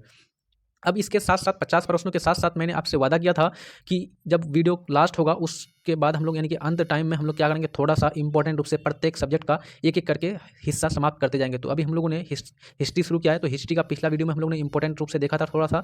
अब आज हम लोग देख लेते हैं। अब हम लोग आज देखेंगे बौद्ध धर्म और जैन धर्म। तो बौद्ध धर्म का संस्थापक किसको माना जाता है, गौतम बुद्ध को माना जाता है। गौतम बुद्ध का बचपन का नाम क्या था, सिद्धार्थ था, ये याद रखेंगे। गौतम बुद्ध का जन्म कब हुआ था, 563 ईस्वी पूर्व, कभी कभी 583 ईस्वी पूर्व भी लिखा जाता है, लेकिन आपको कभी नहीं पूछा जाएगा कि कब इसका जन्म हुआ था। थोड़ा इसको लेकर के क्या है, संशय बना हुआ है। तो लुम्बिनी में हुआ था। लुम्बिनी कहाँ पर है, नेपाल में है। इनकी मृत्यु कहाँ हुई थी, 483 ईस्वी में हुई थी। कहाँ हुई थी, कुशीनारा में हुई थी। मैंने पहले ही बताया था, कुशीनारा, कुशीनगर को भी बोला था, इसी का नाम कुशीनगर। कहाँ पर है, ये उत्तर प्रदेश में है। इसके बचपन का नाम क्या था, तो इसके बचपन का नाम सिद्धार्थ था, ये बता दिया आपको। कितने वर्ष उम्र में इन्होंने घर को छोड़ा था, तो 6 वर्ष की उम्र में इसने अपने घर को छोड़ा था। और 35 वर्ष की उम्र में इसको ज्ञान की प्राप्ति हुई थी। किस नदी के किनारे ज्ञान की प्राप्ति हुई थी, फल्गु नदी के किनारे प्राप्त हुई थी। जब इन्होंने घर को छोड़ा था, इसके घर के यानी कि छोड़ने को महाभिनिष्क्रमण कहा गया था। और इसको जब ज्ञान की प्राप्ति हुई थी तभी से इसको बुद्ध कहा जाने लगा। आगे बात कर लेते हैं, बुद्ध ने अपना सबसे पहला जो उपदेश दिया था कहाँ दिया था? सारनाथ में दिया था। सबसे अधिक उपदेश कहाँ दिया था? श्रावस्ती में दिया था। 2 पॉइंट है, सबसे पहला उपदेश सारनाथ, सबसे ज़्यादा उपदेश श्रावस्ती। पहला उपदेश सारनाथ में दिया, इसको कहा जाता है धर्म चक्र परिवर्तन। ठीक है, ये टर्म याद रखना है। धर्म चक्र परिवर्तन क्या है? जब गौतम बुद्ध ने पहला उपदेश दिया। महाविनिष्क्रमण क्या है? जब गौतम बुद्ध ने अपना घर छोड़ा। उसके बाद बुद्धत्व क्या है? जब गौतम बुद्ध को ज्ञान की प्राप्ति हुई। बौद्ध धर्म में आत्मा की परिकल्पना नहीं है, यानी कि इसमें आत्मा को नहीं माना गया है। आत्मा की जो यानी कि यह है, ये अस्तित्व इसको नकारा गया है। आत्मा की अस्तित्व को नकारा गया है, किंतु पुनर्जन्म में विश्वास को माना गया है। आगे बात कर लेते हैं, बौद्ध संगीति में जो है, संघ में जो है सम्मिलित होने की न्यूनतम आयु कितनी थी? 15 वर्ष। 15 वर्ष से कम उम्र के जो कोई भी स्त्री या पुरुष होता था उनको सम्मिलित नहीं किया जाता था। गौतम बुद्ध ने आम्रपाली, उसकी शिष्या थी, एक महत्वपूर्ण यानी कि महिला शिष्या थी आम्रपाली, इसको जो है सर्वसम्मति से जो है स्त्री रत्न घोषित किया था आम्रपाली को, है ना। आनंद, गौतम बुद्ध का एक आपका शिष्य था आनंद, है ना, जो काफ़ी इंपॉर्टेंट था। आनंद के कहने पर ही गौतम बुद्ध ने सबसे पहले वैशाली में महिलाओं को प्रवेश, यानी कि आपका यानी कि क्या बोलते हैं, बौद्ध विहार में भिक्षु बनने के लिए, है ना, प्रवेश करने की अनुमति दिया था। सर एडविन अर्नाल्ड, काफ़ी इंपॉर्टेंट है, महत्वपूर्ण है। सर एडविन अर्नाल्ड जो है गौतम बुद्ध को एशिया का क्या कहा है? ज्योतिपुंज कहा है, लाइट ऑफ एशिया कहा है। ये महत्वपूर्ण है, ध्यान रखेंगे ये कथन। एशिया का ज्योतिपुंज किसने कहा था गौतम बुद्ध को? अर्नाल्ड टॉयम। अर्नाल्ड आपका सर एडविन अर्नाल्ड ने, ठीक है। और मैंने आपको पिछला वीडियो में बताया था सर यानी कि अर्नाल्ड टॉयम्बी, तो अर्नाल्ड टॉयम्बी एक व्यक्ति है जिन्होंने सबसे पहले औद्योगिक क्रांति का शब्द का प्रयोग किया था, अर्नाल्ड टॉयम्बी ने। और सर एडविन अर्नाल्ड है जो एशिया का ज्योतिपुंज कहा है गौतम बुद्ध को। अब हम लोग गौतम बुद्ध की संगीति के बारे में जान लेते हैं। इसकी जो है 4 टोटल संगीति किया गया था। प्रथम संगीति, संगीति यानी कि सम्मेलन, कॉन्फ्रेंस। प्रथम संगीति, द्वितीय, तृतीय, चतुर्थ है। प्रथम संगीति, ये तिथि आपको याद नहीं रखना है, फालतू का ये पूछा नहीं जाएगा, खाली याद रखना कि कहाँ पर हुआ था। ये आपका जो बिहार में हुआ है वो पूछा जाता है बार बार। तो पहला संगीति राजगिरी में हुआ था, राजगिरी यानी इसी को गिरिब्रज बोला जाता है। दूसरा संगीति वैशाली में हुआ था। तीसरा पाटलिपुत्र में हुआ था। चौथा कुंडलवन जो जम्मू कश्मीर में वहाँ हुआ था। आगे बात कर लेते हैं, पहला संगीति आपका जो है किसके अध्यक्षता में? महाकश्यप की अध्यक्षता में। दूसरा जो हुआ था किसकी अध्यक्षता में? सभाकर्मी। और तीसरा संगीति का अध्यक्ष कौन था? मौगलीपुत्र तिस्स। और चौथा जो है वसुमित्र। शासन किसके शासनकाल में? पहला बौद्ध संगीति अजातशत्रु के शासनकाल में बुलाया गया था। और अजातशत्रु, इससे आप पता कर सकते हैं कि अजातशत्रु किस धर्म से था? बौद्ध धर्म से था। कालाशोक के शासनकाल में बुलाया गया था दूसरा संगीति। अशोक के शासनकाल में तीसरा संगीति, तो इसलिए अशोक भी किस धर्म से था? बौद्ध धर्म, यानी चारों शासक बौद्ध धर्म से है। यहाँ से आपको एक प्रश्न मिल जाएगा कि कनिष्क या अशोक किस धर्म से संबंधित था, तो आप तुरंत बता देंगे बौद्ध धर्म से। कनिष्क चौथी बौद्ध संगीति बुलाई गई थी। और ध्यान रखेंगे चौथी बौद्ध संगीति में ही बौद्ध धर्म दो इसमें विभाजित हो गया था, 2 धर्म में, एक महायान और एक आपका हीनयान। और जो तीसरी बौद्ध संगीति थी अशोक का, तीसरी बौद्ध संगीति में ही जो है आपका क्या किया था? बौद्ध धर्म के जो ग्रंथ है उसका संकलन किया गया था। बौद्ध धर्म के ग्रंथों का संकलन किया था, है ना। उसका जो 3 मुख्य रूप से उसका ये है ना आपका पिटक, त्रिपिटक है आपका, एक अभिधम्म पिटक, विनय पिटक और अभिसुत्त पिटक, है ना। सुत्त पिटक, अभिधम्म पिटक और विनय पिटक। चलिए, बौद्ध धर्म से संबंधित सारा चीज़ हो गया। बौद्ध धर्म का कुछ पॉइंट आपको बता दूं और थोड़ा सा, कि बौद्ध धर्म में सबसे पहले आपको ध्यान रखना है कि जो गौतम बुद्ध था, गौतम बुद्ध के यानी कि मृत्यु को क्या कहा गया है? महापरिनिर्वाण कहा गया। क्या कहा गया? महापरिनिर्वाण। और उसके लिए क्या बनाया गया है? बहुत जगह आपका स्तूपों का और चैत्यों का निर्माण किया गया। स्तूप और चैत्यों का निर्माण किया गया है, ये पॉइंट आपको याद रखना है। चलिए, जैन धर्म के बारे में बात कर लेते हैं। जैन धर्म का संस्थापक कौन था? पहला जो इसका आपका तीर्थंकर था कौन था? ऋषभदेव। जैन धर्म का 22वां और 23वां, तो 22वां कौन था आपका? अरिष्टनेमी। और 23वां था आपका पार्श्वनाथ। ठीक है, ये याद रखना है। जैन धर्म का 24वां और अंतिम जो तीर्थंकर था वो कौन था? तीर्थंकर, अंतिम तीर्थंकर महावीर स्वामी था, जो जैन बन जाता है बाद में। उसको जब ज्ञान की प्राप्ति होती है उसको जैन यानी कि जिन, विश्व का विजेता जिन, है ना। महावीर स्वामी का जन्म कब हुआ था? तो याद नहीं रखना है आपको, याद रखना है कि कहाँ हुआ था? कुंडग्राम में हुआ था, वैशाली में हुआ था। कुंडग्राम, वैशाली। महावीर स्वामी की मृत्यु कब हुई थी? महावीर स्वामी की मृत्यु भी पावापुरी में हुई थी, नालंदा पावापुरी। तो याद रखना है बिहार में हुई है, पावापुरी में।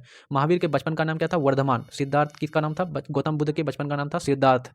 चले आगे बात कर लेते हैं। जो है इन्होंने 30 वर्ष की आयु में अपना घर को छोड़ा था, सन्यासी जीवन को स्वीकारा था। और 12 वर्ष के पश्चात ज्ञान की प्राप्ति हुई थी। जब ज्ञान की प्राप्ति हुई थी इसको कैवल्य कहा गया है। तो गौतम बुद्ध को ज्ञान की प्राप्ति हुई थी, उससे क्या कहा था? बुद्धत्व। और जब महावीर स्वामी को ज्ञान की प्राप्ति हुई थी इसको कहा गया है कैवल्य। कौन सी नदी के किनारे? तो गौतम बुद्ध को फल्गु नदी के किनारे और महावीर जैन को ऋजुपालिका नदी के किनारे। गौतम बुद्ध को पीपल यानी बोधि वृक्ष के नीचे यानी कि ज्ञान की प्राप्ति हुई थी। और जबकि इसको साल वृक्ष के नीचे, है ना। और बोधि वृक्ष क्या है? बोधि वृक्ष एक पीपल का पेड़ है, ठीक है, ध्यान रखना है। आगे बात कर लेते हैं। महावीर ने अपने शिष्यों को 11 गणधरों में विभाजित किया था, है ना। 11 गणधर, गण यानी कि जनता, अलग अलग धरों में विभाजित किया था। महावीर पुनर्जन्म और कर्मवाद में विश्वास रखते हैं। उन्होंने पुनर्जन्म पर भी विश्वास किया और कर्म पर, कि अच्छा कर्म करोगे तो उसका फल अच्छा होगा, उसका परिणाम अच्छा होगा। आगे बात कर लेते हैं। स्यादवाद और अनेकांतवाद संबंधित है। तो स्यादवाद और अनेकांतवाद किससे संबंधित है? जैन धर्म से संबंधित है। प्रथम जैन भिक्षुणी कौन थी? तो आपका चंपा थी। कौन थी? चंपा थी। महावीर के प्रथम अनुयायी कौन था? उसका दामाद था जामिल, कहीं पर उसका नाम आता है जामाली। ठीक है, ये पॉइंट आ जाएंगे। जैन संगीतियाँ तो सिर्फ और सिर्फ 2 जैन संगीतियाँ बुलाई गई है। एक आपका पाटलिपुत्र में, और एक आपका वल्लभी। पाटलिपुत्र जो पटना का पुराना नाम है आपका, और वल्लभी जो है कहाँ पर है, वल्लभी आपका गुजरात में है। ठीक है, ये ध्यान रखेंगे आप लोग। उसके बाद जो है स्थूलभद्र जो है आपका पाटलिपुत्र में जो बौद्ध संगीति बुलाई गई थी उसका जो है अध्यक्ष था, जबकि क्षमा श्रवण जो है आपका वल्लभी में जो बौद्ध संगीति बुलाई गई थी उसका क्या था, अध्यक्ष था। जैन धर्म का, अब आप लोग बोलिएगा कि गुजरात में क्यों हो गया इसका संगीति, क्योंकि जैन धर्म को सबसे अधिक व्यापारी वर्गों ने उसको स्वीकारा था, और सबसे ज़्यादा उस टाइम व्यापार कहाँ से होती थी, गुजरात पश्चिमी यानी कि पश्चिम भारत का पश्चिमी क्षेत्र से होता था, इसलिए वल्लभी में इसका दूसरा संगीति बुलाया गया था। ये तिथि याद नहीं रखनी आपको, बस ये सारे पॉइंट्स याद रखने हैं। तो आई थिंक ये सेशन आप लोग को काफ़ी हेल्पफुल लगा होगा। थोड़ा सा वीडियो लेंदी है, कोई बात नहीं, लेकिन इस प्रकार से प्रैक्टिस करेंगे तो सारा चीज़ आपको अच्छी तरह से आ जाएगा दोस्तों, और किसी प्रकार की समस्या नहीं रहेगी। मैं आपसे अंत में फिर से रिक्वेस्ट करूंगा, चैनल में न्यू है तो गुरु दक्षिणा के रूप में क्या करेंगे, सब्सक्राइब कर देंगे, लाइक कर देंगे और दूसरों को शेयर कर देंगे। यही आपकी बस धर्म है, यही आपका कर्म है एक गुरु के, किसके लिए, गुरु दक्षिणा के लिए। ठीक है, तो पढ़ते रहिए अच्छी तरह से। मिलते हैं नेक्स्ट वीडियो में, तब तक के लिए जय हिंद, धन्यवाद।